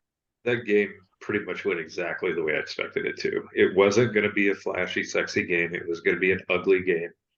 I thought the Giants would win because I think the extra week with Tyrod and the first teamers was going to give him a little bit more, hop in his step, if you will. And he did enough. Like he did. We've seen him play many, many times. That's who he was. He didn't do anything special. Saquon looked good until he got hurt again. Yeah. But the defense looked good. And the defense looked good. I mean, the defense looked good. Defense, which is 2 weeks in a row now. 2 weeks in a row. Maybe the defense has finally woke up. So, and more specifically, and I brought him up before, but I think it's worth mentioning, Thibodeau looked good. And I keep bringing him up because Thibodeau is a guy who has severely underperformed, who, you go back to college and you're like, this guy looks like a beast coming out of college, and just has never lived up to that, and is really, for 2 straight weeks, starting to finally look like he's putting it together. And I know I keep making Ravens references, but I think about Patrick Queen, and it took him a little while too to look like he was going to be a good player. It also took Roquan Smith. Yeah, but even before then, Queen would look amazing one game and then just disappear the next game, and look lost. Not just disappear, but look lost. Constantly biting on the play action. It took him a little while to figure it out. Even before Roquan came, Patrick Queen was looking much more consistent, and then Roquan just sort of turned him into one of the better linebackers in the league. And now I'm sorry they didn't sign him on that 5th-year option. It's going to be him or Mads, which I don't think you have much of a debate there. Yeah, I don't think so either. I think you have to keep Mads. You can't let him go. Yeah. I mean, yeah, of course. I hate to say it, but I'd love to keep them both, but nope. Speaking of, we didn't say this, and it needs to be said. Kyle Van Noy, monster. Literally, how is he a free agent? We got it's amazing that he was just bagging groceries at a Safeway, and we were able to sign him. And maybe it's just because our defense has got so much talent around him that it frees him up more than But he's always been good. I know, but I'm saying as he's declined, it's Yeah. less obvious because of he's not under the same kind of double teams and stuff like that he's been subject to at times. Yeah, that probably well, you know what And though? It's Clowney like too. Like Clowney's been a monster too. I was looking at Clowney's numbers yesterday or the day before, and I'm like, he only has 3.5 sacks on the year. But I've watched these games. It feels like he has 9. You know what I mean? Yeah, He's just not. He hasn't finished up. He hasn't finished up, but he is constantly in the backfield. And I mean, and I'm like, if you're the Ravens and you're watching this, you're like, it doesn't matter what those numbers say at the end of the season. You know, he has been a disruptive force, and now Oweh's back. Right. You know, and this week they got Oweh back, and then they get Ojabo back at some point, you know, as well. And like, we don't really know what he is yet because he's not really ever played for us. But like, the little I've seen looks good. So anyway, sorry. So Giants. I mean, I am excited to see Thibodeau playing well. I'm hoping to see him. I think that the Giants defense, if they are coming together, looks pretty solid. And Washington, my God, I saw one of the players like went on a bit of a rant after the game. And what was really funny was that Ryan Clark was doing a whole thing about like, yeah, Magic Johnson went on a rant too. And they're like, owner Magic Johnson. And I'm like, Magic Johnson is an owner of the Washington Commanders the same way that Jay-Z is an owner of the Brooklyn Nets. Like he owns like 1/100%. But like, but I mean, and again, like, but it's like they let him do this so they could make him a face forward guy. Be like, oh yeah, they did the same thing with Jay-Z. Jay-Z owns like nothing of the Brooklyn Nets. He owns like a sliver, but everybody thinks Jay-Z owns the Nets. And it's like, no, like Jay-Z owns like a little, you know what I mean? It's like getting paid to be the face of the That's Nets. exactly right. So they can be like, look how progressive we are. We've got a black owner. And like he owns, 100%. And and adds 1/100% of melanin to the owners club. It's the same like Magic Johnson's doing the same thing in the NFL. Like, come on, Magic. To be fair, Magic has a lot of business ventures now, and he also is a part owner in the Dodgers. So he may have a bigger percentage. I'd still not a majority by any means, but and again, I mean, not to take. I'm just saying, like, it's. I just thought it was interesting that they brought like Magic Johnson, the owner, like to come out and complain about the team, and I'm like, good luck, buddy. We get it. The world is evil and racist, and all needs to do better. I didn't say any of those things. What I was going to say was, I bet Magic Johnson really regrets that decision when Phil Knight offered to take his little company called Nike that nobody had ever heard of and make new sneakers called Magics. And Magic said, "Nah, I'm going to go with Converse." Converse. And Phil Knight was like, "That's all right. There's this Michael Jordan kid coming up. I'll talk to him." Who negotiated harder than anybody would have ever expected. I didn't see the movie, the story of the Air Jordan. Me neither. I didn't watch it. They did a good job telling the story. Like they stuck to the story pretty well. Yeah. I did really like I really liked the what the hell was it called? The show about the Lakers on HBO. Oh yeah. Winning Time. Winning Time. I thought that was pretty good. I was really disappointed. They canceled it. I know, very disappointing. I was too. Yeah. That's I thought it was pretty good. It was very entertaining. And Mike's gone. Mike's got my internet. Oh, there he is. No, he's sideways the whole time, but he's back. All right, so moving on from the Commanders, does anybody want to talk about the Bears Raiders, or should we just move on from that hot mess? No, I don't care. The only thing I would say, is there a quarterback controversy in Chicago? I mean, look, so I do want to say this. I want to bring. Not yet. Tyson, you go fuck yourself, Mike. Bagent or Baggett or whatever the hell his name is. Yeah. Bagua. Dude threw for like 150 yards, and all of a sudden people were like, "Is there a quarterback controversy?" I'm sorry. It's not that. It's that they played better as a team. He played all right. The Raiders looked awful. I know they did. You're not I wrong. mean, Yep. I mean, You're not wrong. I'm going to be honest with you. Max Crosby might as well have been Sidney Crosby out there. Like, just like playing the wrong sport that day. They did not look good. Bing Crosby. And I'm sorry. No, Bing was too busy beating his kids. The Bing Crosby, notorious asshole, by the way. Really? Didn't know that. Bing. Used to beat his kid with a belt buckle. Why do you know that? Really, really? Why do you know this? Because what did he do? What did the kid do to deserve that?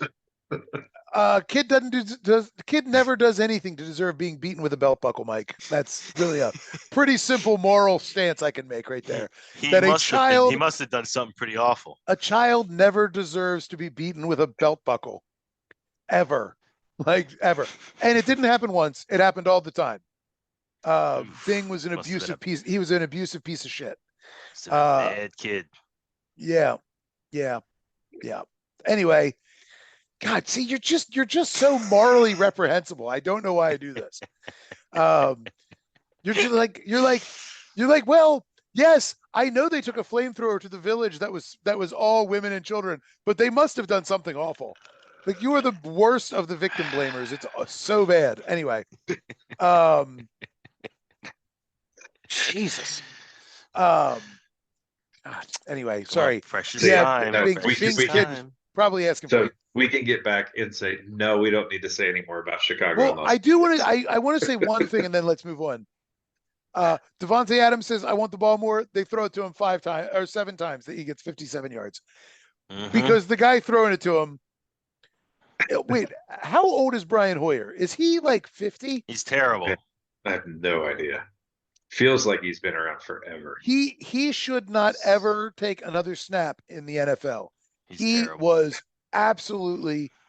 I mean, that's the thing. What's baffling to me was Aiden O'Connell looked okay. He looked like a rookie.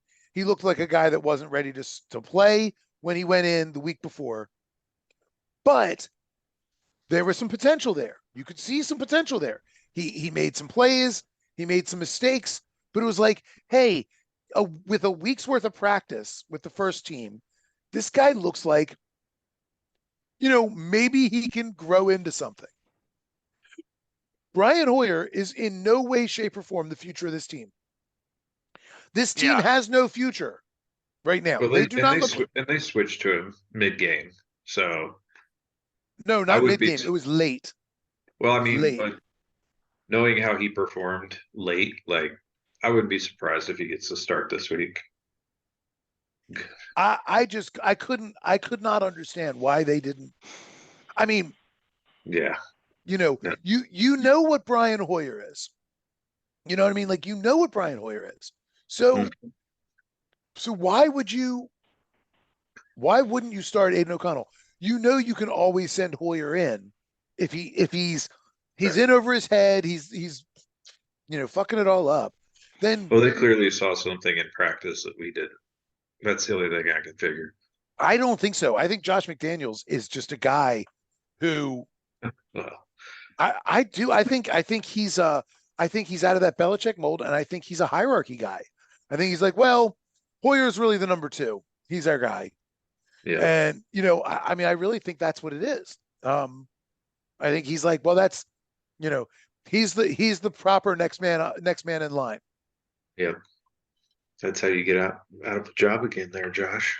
Yeah, there's no, I mean, the Mark Davis, who notoriously won't pay for more than a $12 haircut, probably is not going to pay for another season of Josh McDaniels either. How much do you think Tom Brady, that he loves Josh McDaniels, though? Who does? Brady. Well, yeah, I mean, because the system worked then, but it doesn't work anymore. But he's a part owner in Vegas now. Oh, that's right. Oh, well.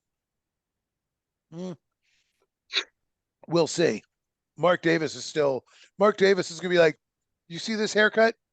I walk around look like this all the time. Do you think I care what you think? I look like this all the time on purpose. You think I care what people think of me? I'm going to do what I want to do. On purpose. And he's like, I'm a billionaire. No. I'm a billionaire because my dad was a football coach who happened to be a football coach at a time when they decided to form a new league. So he's like, well, I guess I'll own this team then. Amazing. It's amazing. The Davises are maybe the only billionaire family that I actually like, because Al Davis was just a dude who accidentally became a billionaire, who genuinely did seem to like accidentally become one. It was like, I mean, you know his story, right? I mean, he was just like a football coach. And like, and then they were like, hey, do you have any interest in forming this, like, or helping us form this AFL? And he's like, sure. Like, I'll like invest $30 in a team and also coach it. And they're like, okay, cool. And then, you know, next thing they're like, hey, so now you're a founding member and the NFL is going to merge with us. So we're going to get like that sweet NFL cash. All right, cool. I mean, it's about that simple. Al Davis was just like a regular dude. And then Mark Davis, I was telling Garrick, my favorite thing about Mark Davis is on his Wikipedia page, it says American businessman. And I'm like, businessman. He just happened to be Al Davis's son. That's what he's done for a living, is be Al Davis's son. He's not a businessman. He's like he inherited a football team, for Christ's sake. He's like businessman. And I'll give him this too. He's got 2 rings. Mark Davis does. Yeah. They're from the Las Vegas Aces, but he's got 2 rings. But they're rings. They're rings. Back to back WNBA championships. That's right. When did he take over? When did Al Davis pass and Mark take over? It's been a few years. It's been a few years. I can't remember. Maybe. But it wasn't during one of their recent Super Bowls. So does he not have a ring with? Oh, I'm sure he does, because I'm sure he was an executive. He's probably got 3 rings. Wait, when was the last time they won a Super Bowl? He's got all his father's rings right now, so he's got a bunch, or however many. That's good point. When was the last time they won a Super Bowl? Super Bowl 18. Super Bowl 18 was the last one they won. No. No. They've won more recent than that. No, they lost. Oh, the last one they won. Tampa, you're right. That's right. It was 83. That's right. They lost against Tampa. They lost to Tampa. That's the one I was remembering. Them being in, not necessarily winning. No, you're right. Let's see. Mark Davis. Well, he was born in 55, so he might have 3 Super Bowl rings from those old those John Madden. That's not what I meant. I just meant as the owner. So I was thinking about that Tampa one, and I forgot that they lost that game. So yeah, no. Yeah. But no, Mark Davis is he's my favorite billionaire, because he's just like, guy's worth $2 billion, and he just deliberately walks around looking like a Chucky doll. Barstool had a little video of him sitting at a slot machine at the Vegas airport, like playing slots. That doesn't surprise me out of him at all. Doesn't surprise me at all. And he was sitting there in a bum ass looking T-shirt and shorts with that nasty looking bowl cut. He looked like a poor dude, like off the street. Yeah, I mean, he maybe I'm wrong about this, but he genuinely strikes me as the only guy that has tons of money and hasn't turned into a complete psychopath because of it. Like, he just seems like his kids are going to be monsters, but he seems to be in that sweet spot. He seems to be in that sweet Edsel Ford sweet spot where you're incompetent, but you're not a monster. Your kids are going to be monsters. Well, he's incompetent, but he recognizes that. But I don't think. But see, here's the thing. So here's the thing. He was born before his father was a billionaire. So he was growing up while his father was trying to create a thing. So he got to actually be part of his father, the material conditions where his father had to struggle to some degree or another. So he was witness to those material conditions. He lived through those material conditions. As opposed to, whereas most of the time, the billionaire kids are they don't ever struggle.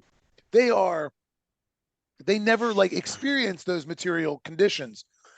I was going to say, when you're saying this material conditions for them, Are you saying like the kind of life of the head coach of the football team? No, I mean So Al not. Davis. Yeah, like I don't when know how Mark they Davis grew up. was. Were they like poor or something? I don't know. I have no No, he clue. was just like as far as I know, Al Davis was just like a regular, like kind of a regular guy. He was a football coach. I mean, he was just like a football coach. Local, like a high school. And well, then the Raiders when they were with the AF when they decided to form the AFL. So he grew up as just like a middle class guy, became the coach of an AFL team because they couldn't make money back then. The players didn't even make money back then, did they? Correct. So he couldn't have been that well off. I got you. If Yeah. anything, he may not have made anything. It might have been his other job. Mm-hmm.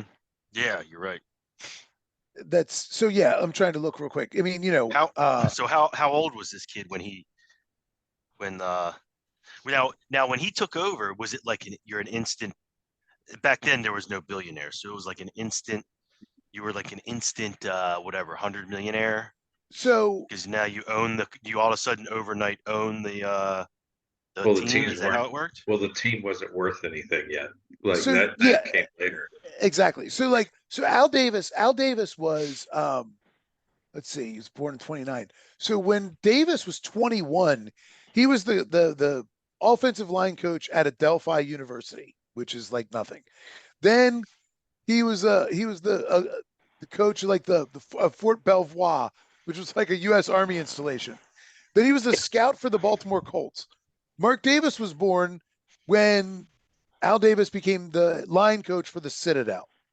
So again, like, Ah, and then yeah. he went to USC. Then Davis went to USC as the offensive line coach. Then he was a wide receivers coach for the Chargers back from 60 to 62. And then he became the head coach for the Raiders in 63 when the AFL was formed. Then, well, it wasn't even formed. The Oakland Raiders existed as a team for a couple of years. Then they decided to form the AFL around these couple teams that were basically playing. And he became they sort of made him the commissioner of the AFL, Al Davis. Mm-hmm. And then he became the owner of the Raiders that same year when they sort of formalized the league. So he just happened to be like I said, he was just a guy who was like, he was a football coach who, yeah, I mean, he had been offensive line coach at USC, but in the 50s and early 60s or in the 50s, there wasn't like tons of money there. No, I know. It Yeah. was a regular, that was like a regular, academic job kind of job, Yeah. And so he was just like a regular dude, but he was a good football coach. And, Interesting. as evidenced by the fact that he was like an O-line coach and then a wide receivers coach. And like, you're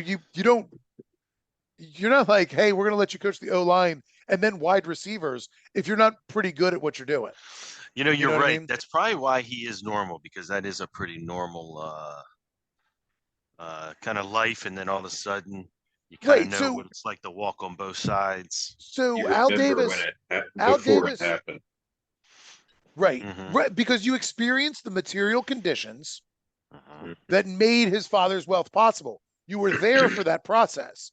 Yeah. It's like, that's why there's always a degradation. That's why there's these, and it's not just now, it's always been. It's why, like, why there's, you have all of these like princes in medieval Europe who are just like complete fucking shit for brains because they grow up with like their fathers are the ones that unify the kingdom, and then the son comes in and is just like, and he's, Ethelred the Boring, because like he grew up after all that stuff. Like he's born after all the hard work of formalizing the state Yeah. was done. And now the son comes in, he's like, I just get to live off the fat of the land. You know what I mean? And it's like 3 generations later, people were like, no, we would like reforms because we too would like to eat. Yep. Mark Davis's kids are going to be monsters. But Mark Davis grew up, where there was still like, you're living in a normal like 3-bedroom or 2-bedroom house. You know what I mean? And now he's got like $2 billion. He's like, I just want to wear my favorite t-shirt and like play slot machines, man. I love Like I that moved this team from Oakland to Las Vegas so I can play slots. I love how we were going to talk about Chicago and the Raiders, and we've been on them now longer than any team other than the Ravens. Well, that's because Mark Davis is a fascinating dude. Because like again, you have all Guy's that money living his- and like the worst haircut in America. He's living his best life out there, you know. Yeah. That's right. God bless All right, him. let's see. God bless him. So moving on from Mark Davis to another AFC West team. The Chiefs did what the Chiefs do, the Chargers. Is it time for Brandon Staley to go? I think so. I mean, that team has too much talent to consistently crater the way that they do. I mean, talk about wasting the prime years of an exceptional quarterback. And receiver and running back and some key defensive players like you forget that they've got Bosa and Khalil Mack. Like their I know. defensive end trio is insane. What kills me is that Staley got that head coaching job because of his defensive prowess. Yeah. And that defense, despite Khalil Mack and Joey Bosa, or Nick Bosa, yeah, Joey Bosa, Yeah. it doesn't matter. That defense just doesn't seem to. Right. I mean, There's every something year. wrong. Yeah, there's It's something wrong with that team. yeah. I mean, those guys put up good numbers individually, but then the team sucks. And Yep. and Herbert, I don't know, man. I'm not sure if he's just frustrated. Maybe his SoFi account, where he gets to split and see where all his money is. And I've seen him on his commercial showing me how he gets to manage all his money. Of course. I'm not sure if he's having some problems with it. Maybe things aren't going so well for him, but he's not looking great either. And he's a guy that looks like there's too much on his shoulders as well. Agreed. And it shouldn't be with Eckler and Keenan Allen and Quentin Johnson. Eckler did just come back. I know. And losing Mike Williams as a safety net, I'm sure, has played a bit. No. I agree. I agree. But they've got Quentin Johnson. Oh no. Yeah. I mean, I haven't really watched them probably that close enough. Like I would look at the line to see how they're protecting him or any of that.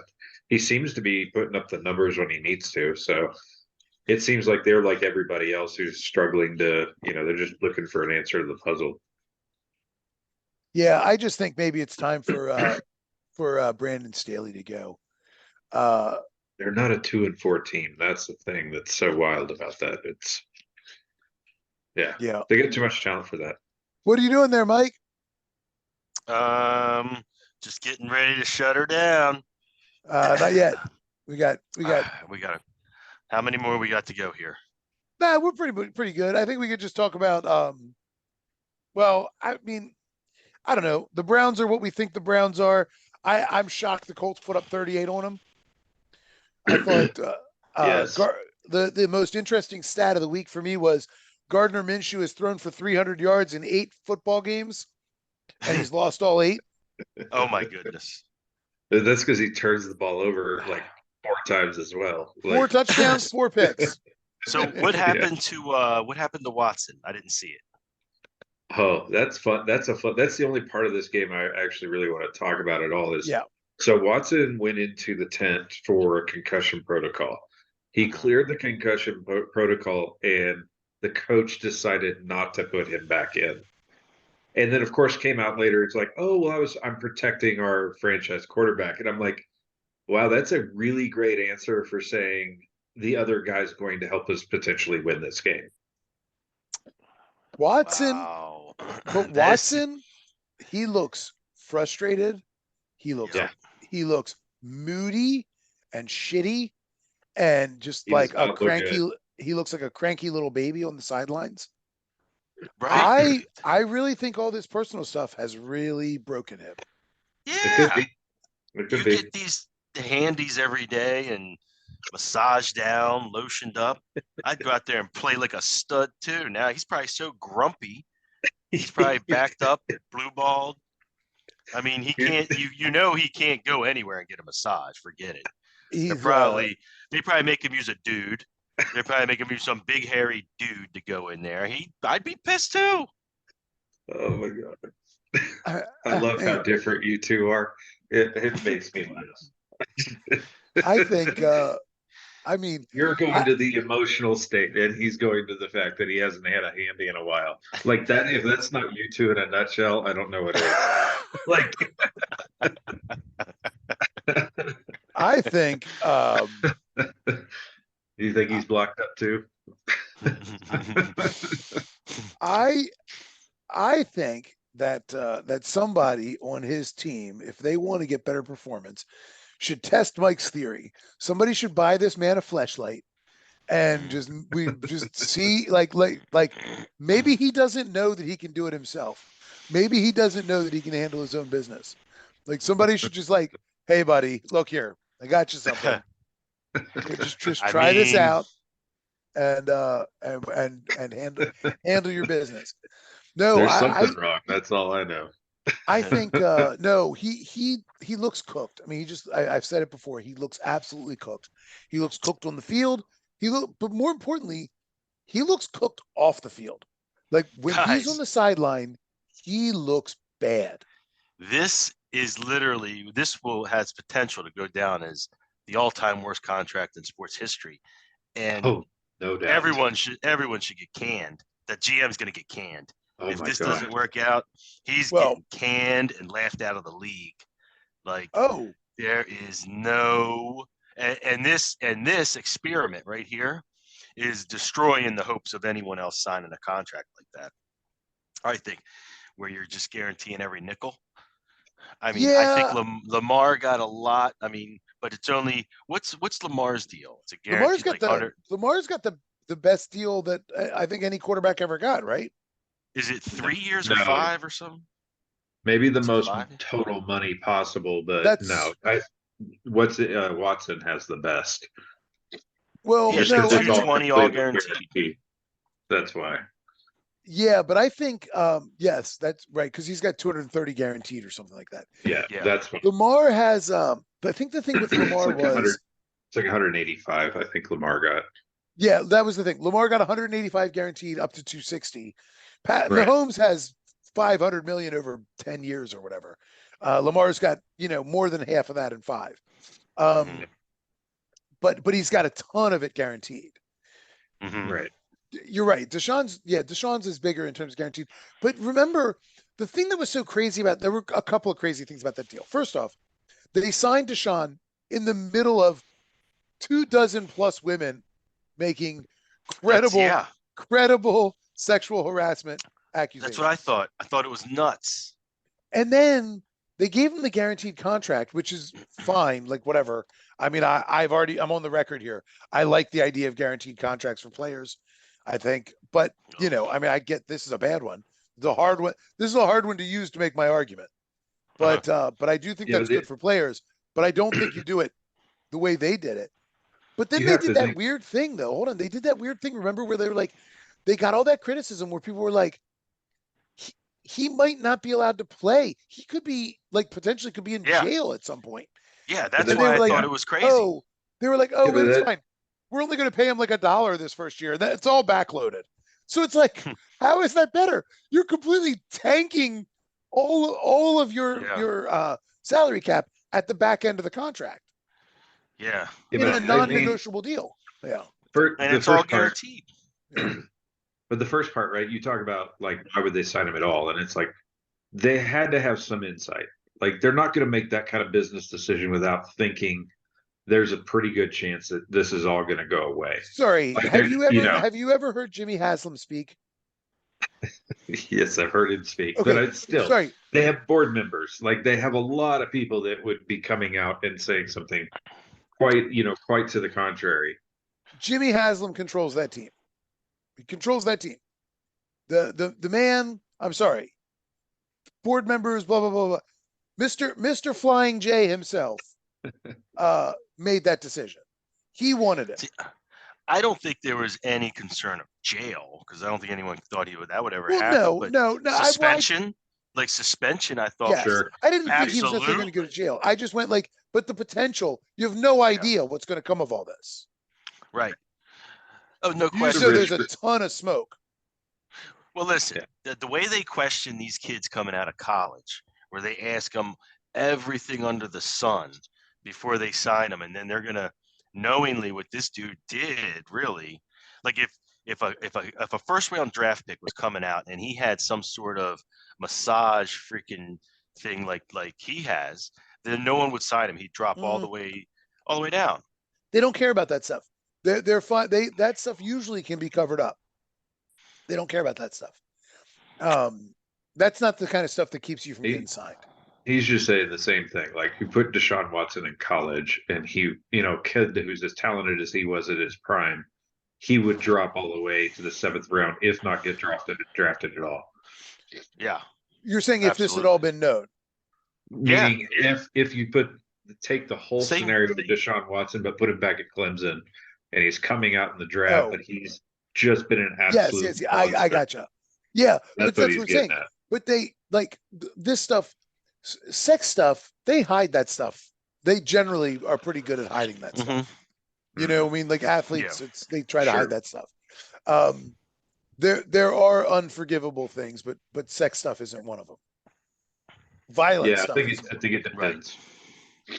Because it does come out still. I just think it's more in more extreme circumstances typically. Yeah. Like Baylor. Yeah. I just don't think you hear about it as much, because you hear about it like at least once in off season. There's some player at some premier program who is being brought up on charges and released from the team. And I forget who the recent one was, but it happened this off season as well. Well, and also some coaches are better about it than others. Again, like Baylor. Like Baylor, for example. You know what I mean? Like, again, the Baylor example is a good one. For sure. Jim Jordan, Mike's favorite congressman, is another one of those things. Like, some coaches are better about this stuff than others are. Some coaches actually care. You know what I mean? Like, and actually do, you see that sometimes where you've seen a coach suspend a guy from the team because of some bullshit. Like some I don't mean like some bullshit. I mean like because they've done some bullshit, even though it's going to hurt the team, like significantly, perhaps. I mean, we've seen occasionally a coach suspend a guy going into a bowl game or going into the playoff, be like, sorry, like, dude did a thing that is unacceptable. And, and then everybody's like, oh, that's so weird. And then, a month later, the guy's brought up on rape charges, or, you know what I mean? You're like, oh, that was the thing, that was the thing. Well, but I mean, but it usually happens because it's like the coach might know before there's any time to actually. Well, the coach always knows. He's the first to know all the time, especially in college. So if you say that, I'm sorry, I know this isn't a political podcast, but if you say that, how could you say you like Jim Jordan with all of those sexual assaults of those wrestlers when he was the coach? How could you say that?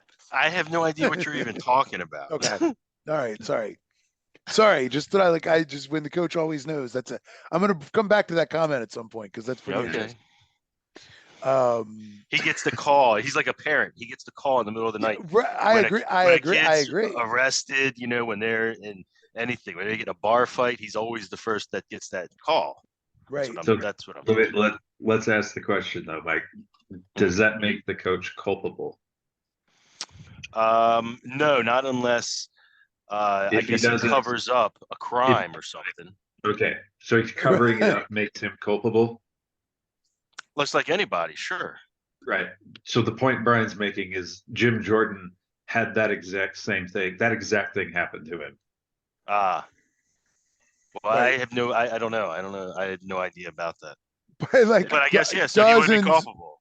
Dozens of wrestlers being assaulted by the team doctor and complaining to their coach, Jim Jordan, who ignored it and is now a congressman.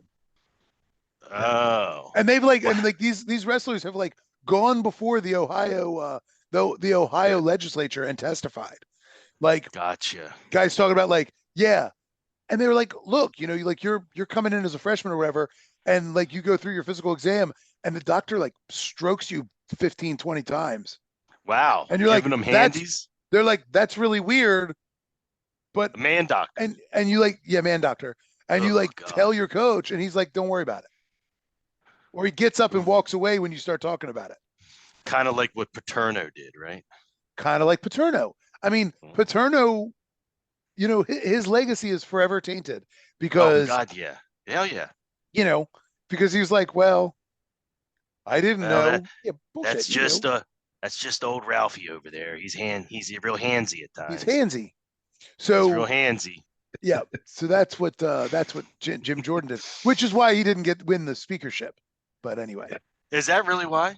That's certainly a lot of guys were afraid to tie themselves to him. Guys in competitive, Ah. people who were in competitive, I shouldn't say guys, people in competitive districts were Mhm. definitely afraid to vote for him because, like the Supreme Court just ruled that these charges can go forward. The school has already, Ohio State has already paid out millions of dollars in compensation, Wow. and they've testified. And in fact, one of the guys testified that Jim Jordan called him before testifying, crying on the phone for hours, begging him not to do it, not to Well, testify. why? How is he still allowed to be like a congressman then? Or in like Do it you should, not know how our government I mean, works? no, but if this is really in the news, like that's I get there's a lot of cover-ups all the time, but if this is like literally like something that's Well, because he's not out personally there, being accused of a crime. He's been accused of ignoring that all these wrestlers are Right. being molested, that isn't he that a knew. And isn't he's that like, well, I that's never not a knew. crime? That's not. Oh, he's so hold on. Isn't that a crime though? That It, is why he just said the Supreme Court said this case can move forward. right. So Yeah. we'll see. So so his career will probably be over soon. I would imagine. Potentially. I Maybe mean, it hasn't done anything for Donald Trump, but we're not on a political right. podcast. Right.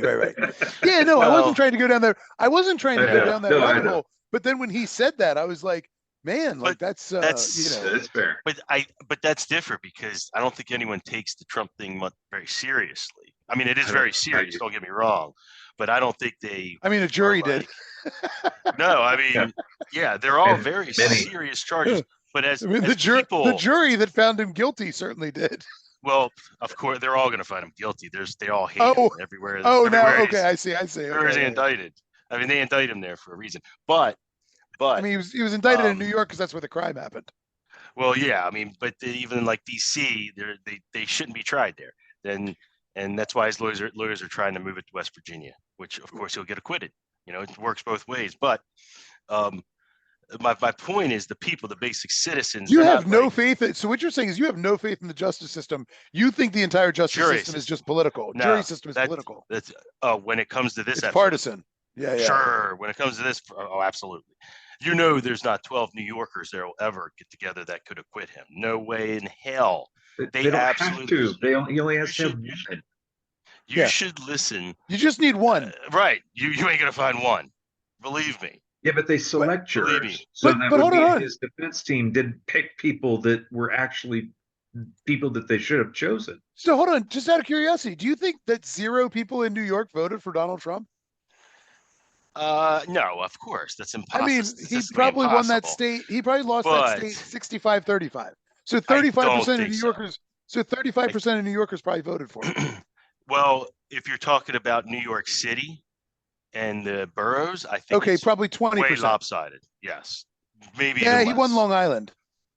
Maybe right, Long Island. I could see maybe, but it like DC, worse. Go to DC. I don't think you could find a person that would vote for him in DC. I know that's a joke, but I'm being dead. I'm kind of being serious. 22.6% of ballots in New York City went to Trump in 2020. 22.6%. So a jury's 12 people. So 1 out of 12 is what? About 12%? No. You're basically getting out of 12, you're getting just under 3, like 2.7. That voted for Trump, presumably. Right. I mean, if the average is so you've got 2 people on the jury out of 12. And you got to convince that were Trump voters, and he couldn't get one of those 2. They both voted against him on the jury. It's not a majority thing. Like it's they have to have 100% in agreement on all of those decisions.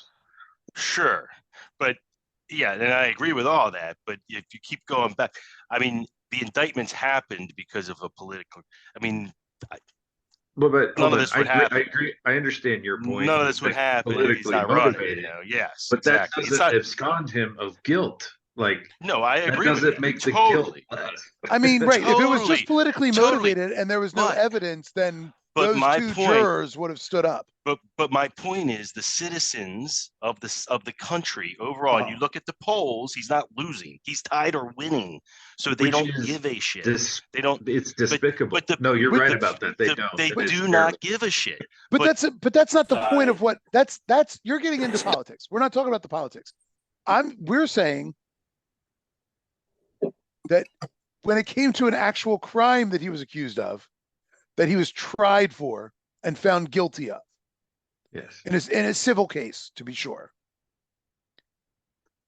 he was found guilty by a jury that would have had, based on the averages, 2 to 3 of the 12 jurors would have been Trump voters.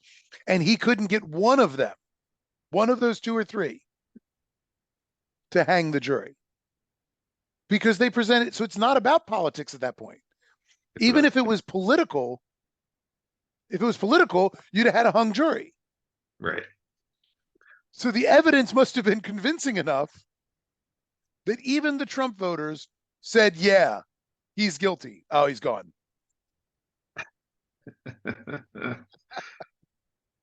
Oh. Oh, well. I mean, it's funny. I wasn't trying to go down that rabbit hole. I really, but the coach's culpable thing, I couldn't resist I couldn't resist it. Yeah. No, I get it. Because that's an interesting admission. All right, so let's move on. Let's maybe he'll come back. Maybe he's going to go to bed. Probably not. And honestly, the rest of the games are kind of like, Yeah. The rest of the week. Hey, I will say this: Falcons Ritter looked good. Falcons looked good. Seahawks did enough, but like I thought, Ritter looked. That was probably the best game I've seen him play. Yeah. I mean, I do think this is one of those. In the rest of these games, I think the bow that can be put on them is the cream is starting to rise in the league a little bit, and you're seeing, you bad teams against each other like Green Bay and Denver. Who cares? Like neither of those are good teams, and they're not really a threat to anybody. Seattle beat Arizona. I think Arizona's just a fighting team more than anything. They're not. Yeah. But Seattle, I think, will start to rise up a bit. But you're starting to see some of these teams like in Tampa. Like I hate to say this about Tampa because I think we really thought we were on the track of all of us going, they're not who we thought they were. I'm starting to wonder if they are who we thought they were, and they just really perform well early in the season more than anything. Yeah, maybe. I think that Falcons defense looks really good, though. I mean, I'm more impressed every week by the Falcons defense. I really, no, for sure. I think that defense is going to keep them in football games like the Browns. I mean, I look at that game where the Browns scored 39 and I'm like, where did those points come from? Like, it's so bizarre. For sure. But the Colts put 38 on them, which I have to say, Jonathan Taylor came back. I thought, all the things that people have said about Minshew, we got to see it all in one game. For sure. He's a competent quarterback. Mm-hmm. But he is, like we said, he's a gunslinger. He's Brian Fitzpatrick. Yeah, but Fitzpatrick didn't have as many turnovers. He had quite a few. Yeah. Well, when he we get shipped around from team to team to team and never actually get quite over the hurdle of being considered a viable starter. Like that's more like the stats may be different, but just the way that they look and feel, and like he's going to have a job for years because this is who he'll be. And you know what? He's giving you a chance to win. Like they were winning that game until the very end. Yeah. So I mean, at least you're in the game, and have a couple of games where if you have him as your backup, you only need him for a couple of games. You're not doing what Indy's having to this year. So that's not what you're expecting, at least. Yeah, right. And you also feel like if he has to give you an extended period, if he has to go 10 games, he's going to give you at least 4 wins. Right. He's not going to tank your season for you. Yep. Agreed. He's better than some backups, that's for damn sure. Yeah, no question. All right. So let me real quick tell Mike he's a coward. And then you can tell him he needs to come make his picks, and then we're done. Yeah. Yeah, come make picks. Um, Good Lord. yeah, anyway. So yeah, I thought I have to say, I thought I still think the Seahawks haven't quite figured out who the hell they are yet. Um, I'm like the defense is looking better and better and better, but the offense still looks suspect to me. Gino does not look like he did last year yet. No, Um, I agree. They've got too I much mean, talent around him too. yeah, and I think he's going to be fine. I mean, he's not playing badly. He's just not making things happen. Yeah, he's not doing anything special for sure. Which is making me wonder how much special stuff he did last year, or if it was just that there was so much talent that he was essentially a better than average game manager, as it were. Did they really change much out though? No, that's what I mean. There's something, I mean, part of it's going to be probably the schedule they played last year was probably lighter. Where this year now they're playing tougher teams. There's now a lot of game film on him too, to your point Sure. earlier. That could be, where some of this is coming from. Yeah. I don't know, but that they don't look like the same team, at least not yet.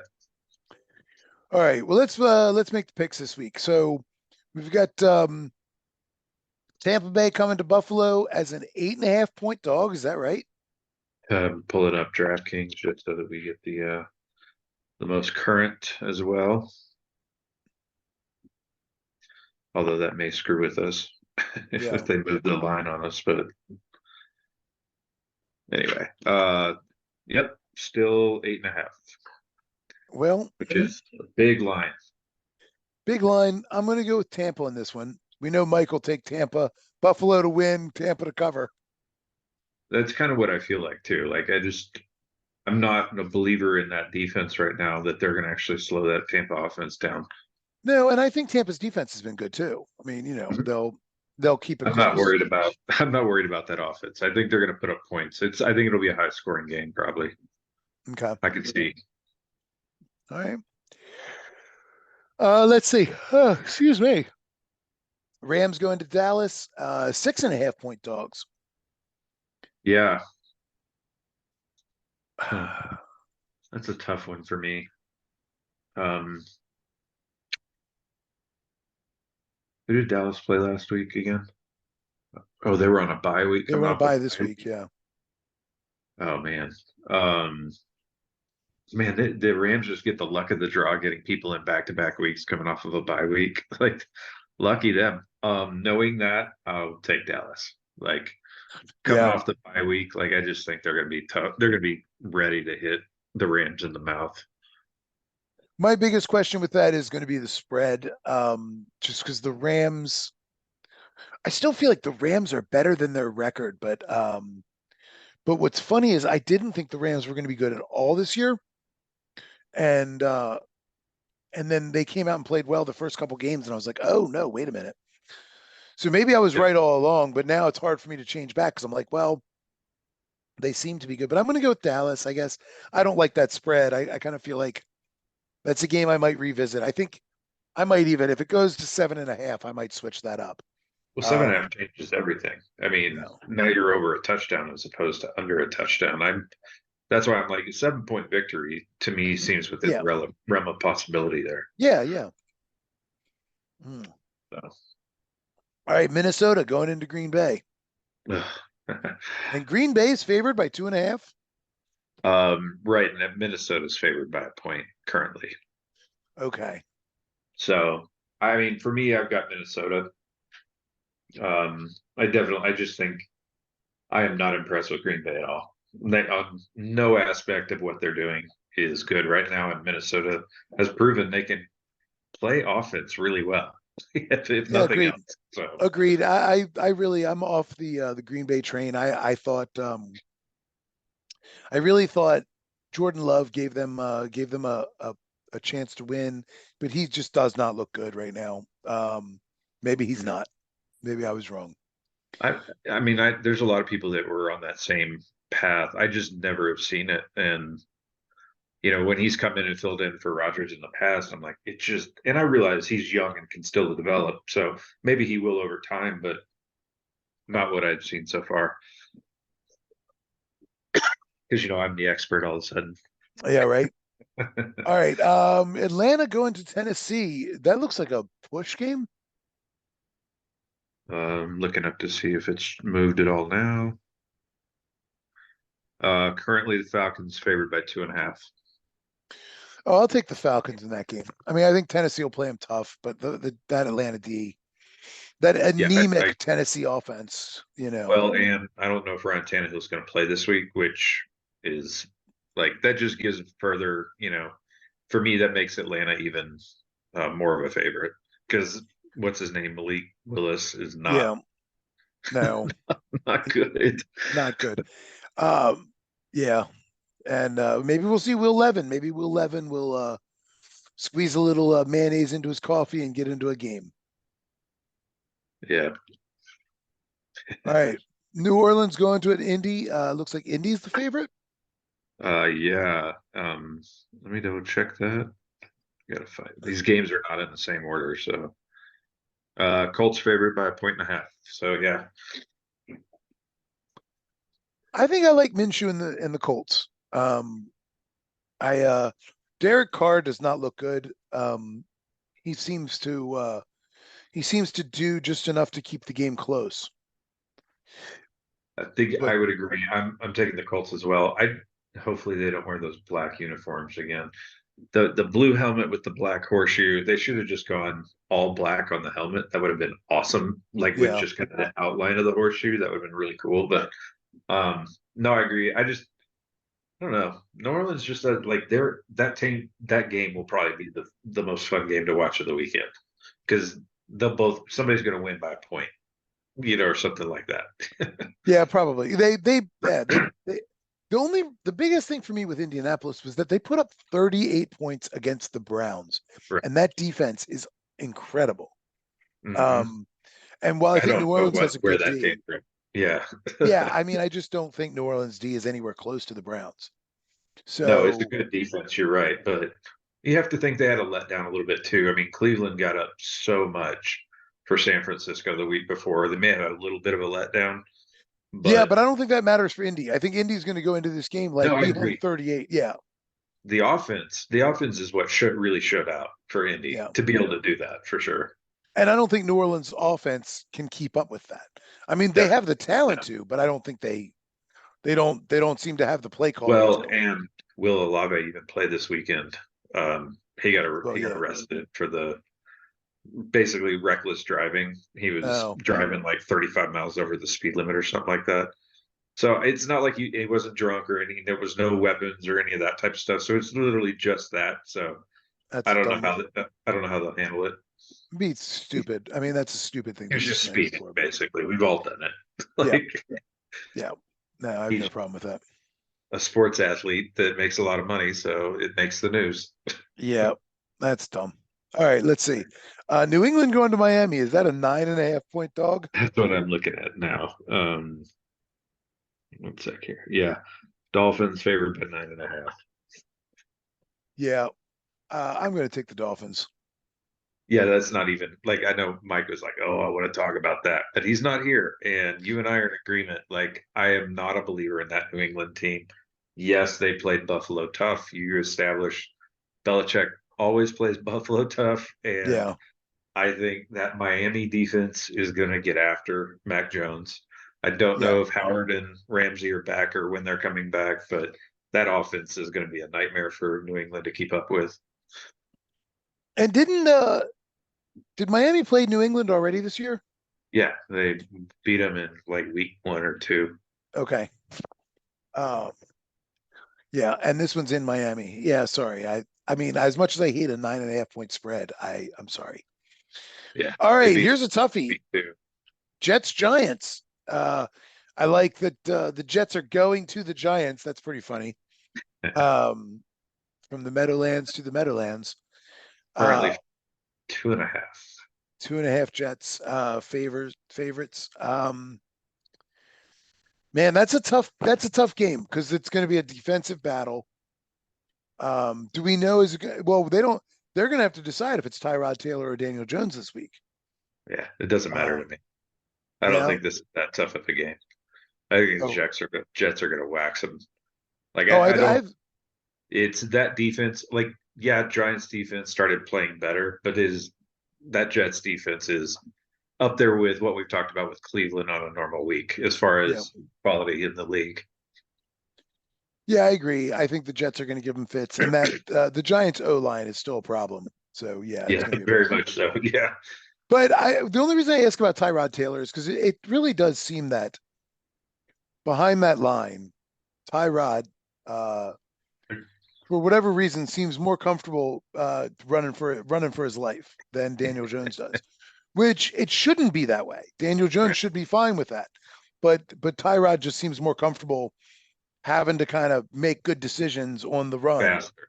Yeah, Yeah, and faster. and Right. No, I faster. would, and maybe that's just him being more of a vet. Well, maybe. Having a bit more of experience, at that potentially.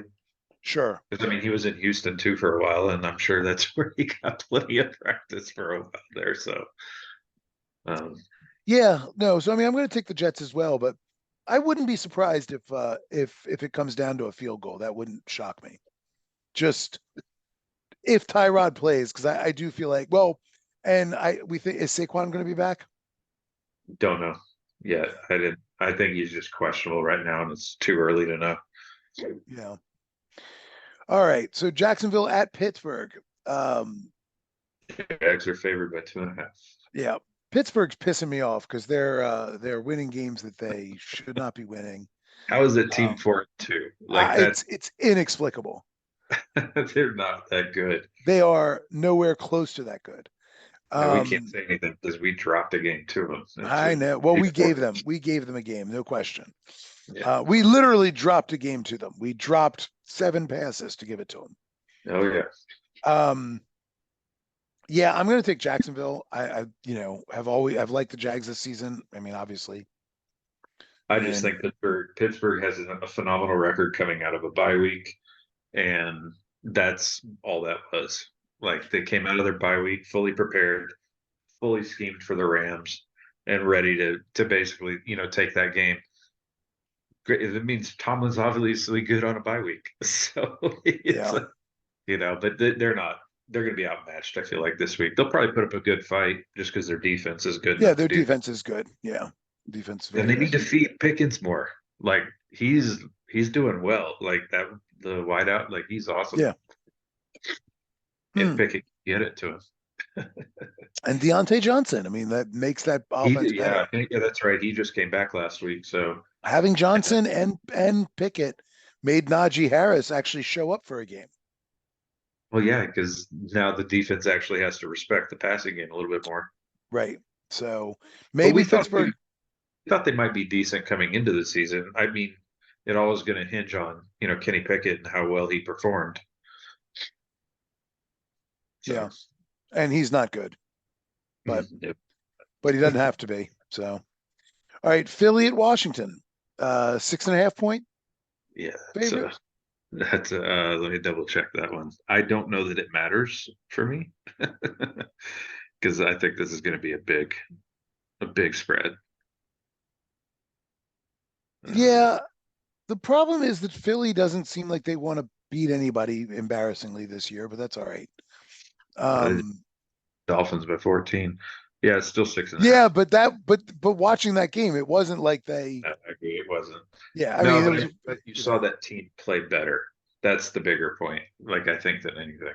I agree. I mean, I've got Philly in that whatever the spread. I think Washington is heading the wrong direction, and the Philly line, that D line is going to. They're going to be in just like in the backfield all day. Yeah, that's the real reason why it's like I don't think it's going to even be close. If most teams are averaging 4.5 sacks a game or whatever it ends up being, right now, like Philly's known for getting after the quarterback. Right. Like they're going to probably put up 6. Would be my guess. Probably. All right, Houston at Carolina. That's an interesting game. 3-point favorite for Houston. I mean, Yep. Get to see Battle of the CJ. rookie quarterbacks. Yeah, CJ Stroud versus Bryce Young, and you already know how I feel about this. Yeah. I mean, And it's I also take what determines who I think is going to win that game and by what amount. So, yeah, I yeah. think CJ Stroud continues his progress. I mean, he looks good. Bryce Young looks bad. CJ Stroud looks good. It's simple as that.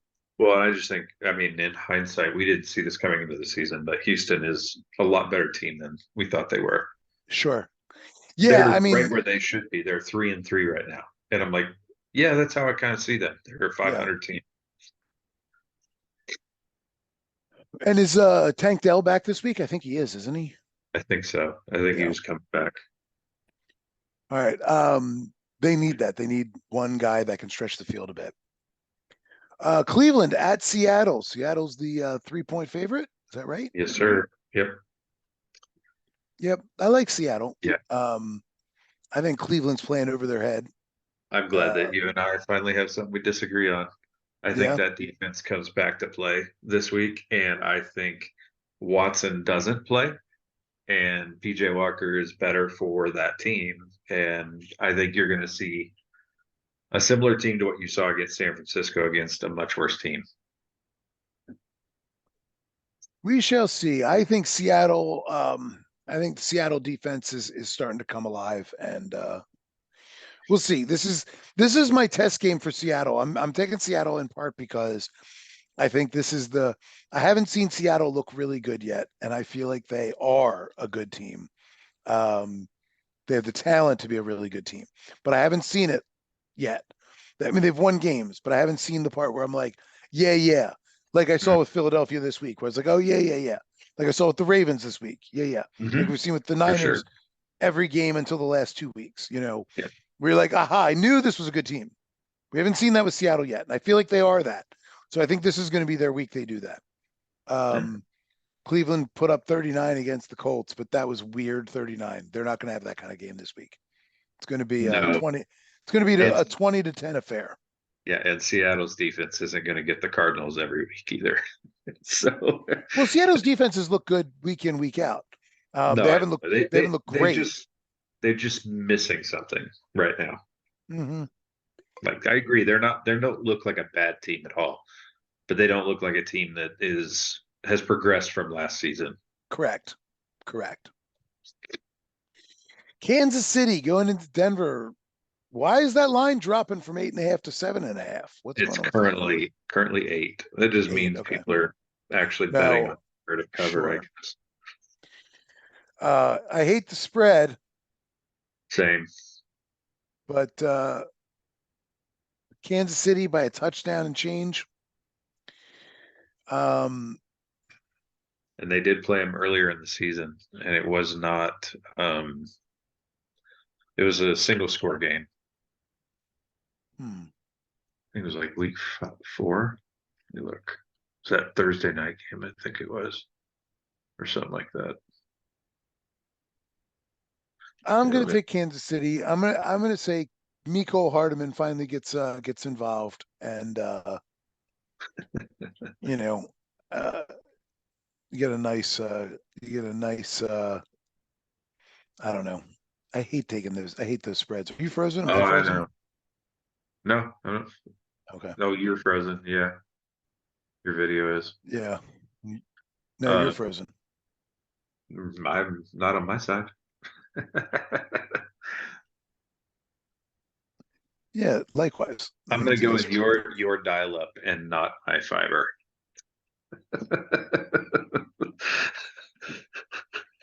Go ahead. I'm on my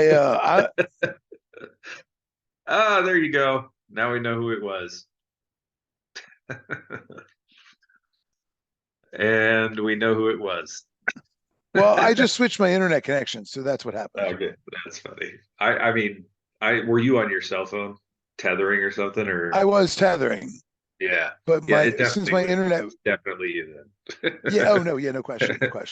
But since I was like, well, my internet's been back on, I was like, well, I'll just go ahead and So the Kansas City Denver game that occurred was 2 weeks ago, if you remember, and it was that awful game Oh, that that's Denver right. didn't even show up until like the last drive and scored. It was that 19-8 Thursday night football game. Yeah. I'm Don't going care. to take Kansas City on the Yeah. road. I don't No, care. I was gonna say, don't care where it is. I'm taking Kansas City. Yeah. And same with Baltimore, Arizona, 8.5 point. I mean, Arizona, they play everybody tough, but I think the Ravens win by 10. And, Exactly. We're so better. I think we're better than Seattle, and that's how we played them. And I just think that our defense is one of the things that is finally being recognized now. Like I'm starting to see the articles pop up of, is this the best defense in the league? And I'm like, whoa, that's a big claim.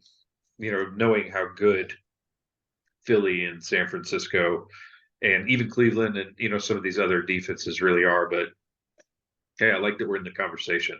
yeah, We've been sure. playing. Marlon has been a little. I don't know what's going on with him. He's Well, not he's been. coming back from injury. Yeah, he hasn't been Marlon yet, and Yeah. I want to see that change. But yeah, Well, I think part of that is coming back from injury, and you're getting your feet back under you, yeah. you know. There's Um, definitely truth. I would also say like there was one play against the Lions where he got beat by Amon-Ra St. Brown. And when you went back and watched the replay, it was like, no, it wasn't that he really got beat. It's that they put a guy in motion and he was trying to get somebody to cover over top. You saw Marlon put his hands up, like trying to get somebody to cover over top. And I think he got called on a bad hold. And it That was like, could or be illegal it. contact or something. Well, And it was like, I just well, what he's else had would he that happen. do? Huh? Well, he's had a couple of holding and pass interference calls in both weeks, the last two that he's been back, and he absolutely just got beat by Pickens. So, but I mean, he did okay. It's just I've noticed when you get a lot of penalties like that, I feel like that's a sign of a little bit what you're talking about coming back from injury. It's I'm not quite at that speed yet, and Right. I can't just get beat for the score a little bit. Hey, watching the game, we all hate the pass interference call. That gives them a big play or whatever. Mm-hmm. But very few of us take a minute to think if he hadn't done that, it would have been 7. Oh yeah, no, I definitely I can tell that I'm like, okay, well, I'm good with it. Like the only time I Yeah. get mad about pass interference calls is when it's ticky tack. Like if it happens, you know what? They deserve to get called. Like I want it called Well, fairly all the what? time. I'm sorry. Let me say that you're misunderstanding me. Let me say it differently. What No, I I mean heard. is, oh, okay. I just moved to the next point. So yes, no, Yeah. I I got mean, your. I'm Yeah, I like got your point. a good DB Sure. knows when to get that call. Yeah, Like they're getting knows when beat. they have So to pull the take guy the down. Yeah, right. doesn't matter how bad it looks. Yeah, Absolutely. pull them down. And that's why that never upset me. That's why I was saying that doesn't upset me. It's the ticky tack ones that do. Yeah. I got you. Yeah, of course. Yeah. Yeah, it's but no, Marlon is he's a smart DB. Most of his PIs are saving touchdowns or saving huge plays, Yeah. No, I he's mean a stud. I just want to see him get back to form. everybody's going to get beat here and there. All right, let's see. Cincinnati, San Francisco. Oh, I got to take my hat off. Yeah. That is currently same line, so 5.5. I can't figure out who Cincinnati is. That's my biggest problem is I don't know who the hell they are. You know who San Francisco is right now? No, I don't. But I mean, I but know. no, I don't know who the Bengals are. I can't figure it out yet. But they're coming off a bye, 5.5 points, and the way the Niners are played, I'm going to take the Bengals.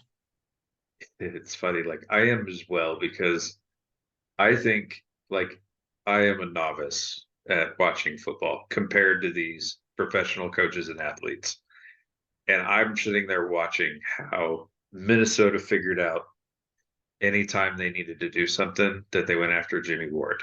Yeah. Like, and every single time. And now you're Uh, going, Charvarius Ward. sorry, that's what I meant. Yeah, Travis Ward. I don't know why I said Jimmy. Um, who is that? Jimmy Ward. He's an older guy, I think, an older player, if I'm not mistaken.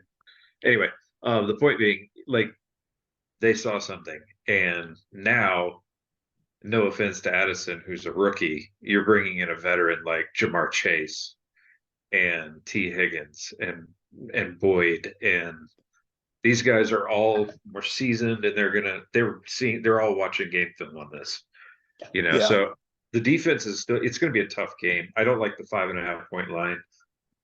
If it were 3, I'd have a lot harder time choosing this game. Yeah, agreed. But 5.5, I'd probably go with Cincinnati. Yeah, and I'm not sure Cincinnati wins outright, but I think they certainly Right. keep it close. Yeah, This is another one that I hate. Just because I can't figure out what's going on. Bears at Chargers with 9.5 point spread it's an 8.5 point or spread. 8.5 point. Oh, I see. People will See, be picking Chicago. And you know, I'm gonna take the Bears with all those points. so many points. Yeah, just because I don't know. I don't know about the Chargers. I mean, the Chargers feel like a team that could hang 50 points on you, like no problem. Right. Their defense doesn't look good, inexplicably. Mm-hmm. Their defense looks good, just good enough to stay in a game that they lose. Mm-hmm. I think they win this week, but I agree with you. I think the line is too big because Yeah, even if it's just a touchdown game, like yeah. that still like qualifies here. So that's why I'm like, yeah, I have to go Chicago for that reason. Hmm. It's just a Yeah. big line, and I've seen enough out of the Chargers net to convince me that they're a team that'll win by that. 6 games this week. 6 games this week. Mike's gonna have to bet his system. Really put it to the test this week. Yeah. Let's see. Vegas at Detroit, 7.5 points. Is that what it is? I'm verifying now just to make sure that it's still that.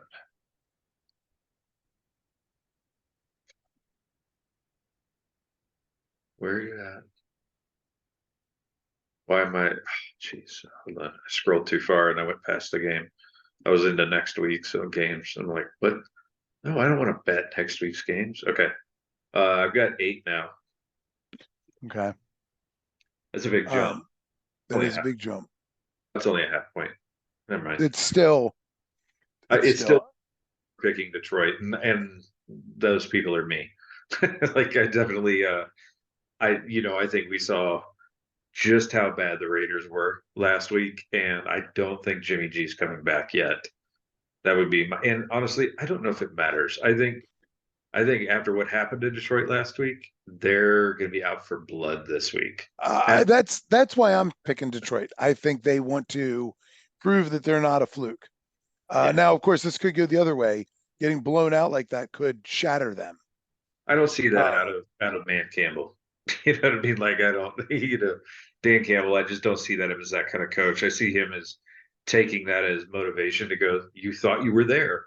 Yeah. There's a team that reminded you that you still have a ways to go. Like, and that's all it is. They're a growing young team that they're going to keep getting better. I don't even see this game being close. No, I agree. I think it's going to be a blowout. I actually, but I think Vegas is going to start Aiden O'Connell, and I am excited to see this kid play. I mean, I think this is a tough matchup for him. I think he's going to spend a lot of time on his ass. But I am again. TJ Hutchinson's going to eat. Yeah, Aiden Hutchinson. Yeah. And I have to say, I feel like this is going to be a game where if I were in a fantasy league, in like a daily fantasy league, I love Devontae Adams this week because I think he's going to catch 10 passes. Yeah. I mean, I think he's going to catch a ton of passes. I would agree. I mean, I totally agree with all that just because they're going to be playing from behind the whole game. Yeah. Like, I agree. And I think, so I think, and I think, I don't know what he's going to do with those 10, but I think he'll have, he's going to have a ton of balls thrown his way. But I might even think Jacoby Myers might be a good pickup on the cheap because again, I think they're going to be throwing the ball all day long. And I think, excuse me, I think they want to see what what O'Connell can do. I hope so. I think they saw what Hoyer could do. It's not good. And it was not good. I would be shocked if they don't come out if the Raiders haven't looked at the tape of the Ravens game, the Ravens Lions, and go, okay, so the way to beat this team is to come out firing on all cylinders. Now, I don't think the Raiders are not that team, but I do think they're going to try to be that team. Yeah. I don't think it's going to matter, but I do think they're going to come out with a real aggressive game plan and really try to move the ball vertically. And I don't think they're able to do that like nearly as well as say the Ravens can, but I think it's going to end up being a high scoring close game early that the Lions run away with. That's what I think. It'll be fun to see. Hopefully it's a good game. I hope it's a good game. I mean, I hope, and I'm saying all that because like the Raiders do just look terrible, but there is talent on that team, and Oh yeah, no question. With Jacobs and Adams and Crosby, and I mean they've definitely got, and Peters is there, and they've got quite a few players that are decent. Like this week's games are not great for the headliners. Yeah, you got Buffalo, Tampa at Buffalo. It's a Thursday night game, so I don't care. I'll be watching it either way. The Vegas Detroit game, I think it's going to end up being a stinker, but hopefully it's good for a half. And the Chargers and Chicago game, I mean, this shouldn't be a good game, and it may end up being the game of the week. Like, you know what I mean? Like it's just one of those type. Chicago's going to show up because it's Sunday Night Football, and if the Chargers don't light that extra, that extra fire. Yeah, I mean, I think the one thing I'll say is that I think in that game, the Chargers are playing for Brandon Staley's career. I mean, I think he loses. I think he gets fired if they lose to the Bears. You might be right. I mean, they might not do it this week, but I think that'll be the game that makes them like, we got to make a change. You don't look at this team and think they're a 2-5 team. No, like that's the thing. I would, you can look at. I mean, we can go review who their losses were too, but they've definitely got Miami and Kansas City, but in that early schedule as a gauntlet. But that's not. They're still not a 2-4 team right now, like talent wise. Well, yeah. The other thing is that like the Chargers feel like they do this every year. You know what I mean? Like they feel like this team every year. They feel like a team that just looks better on paper than they ever are on the field.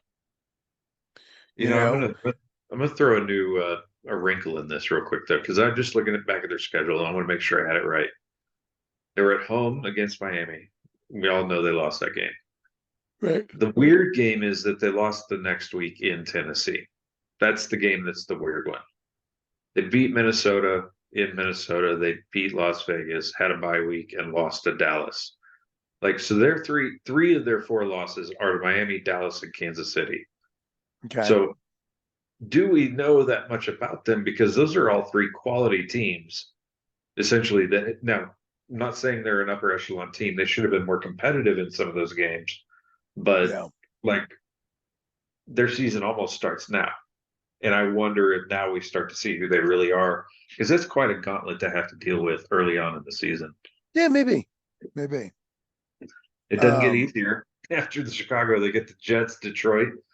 They get a bye week with Green Bay, and then they get Baltimore. Like, so 3 of their next 5 games are not very easy again. So, and Baltimore's a game they might end up winning because they, they feel like a trap team for us. Yeah, and maybe only partly because we have to go cross country, but who knows? Yeah, we'll see.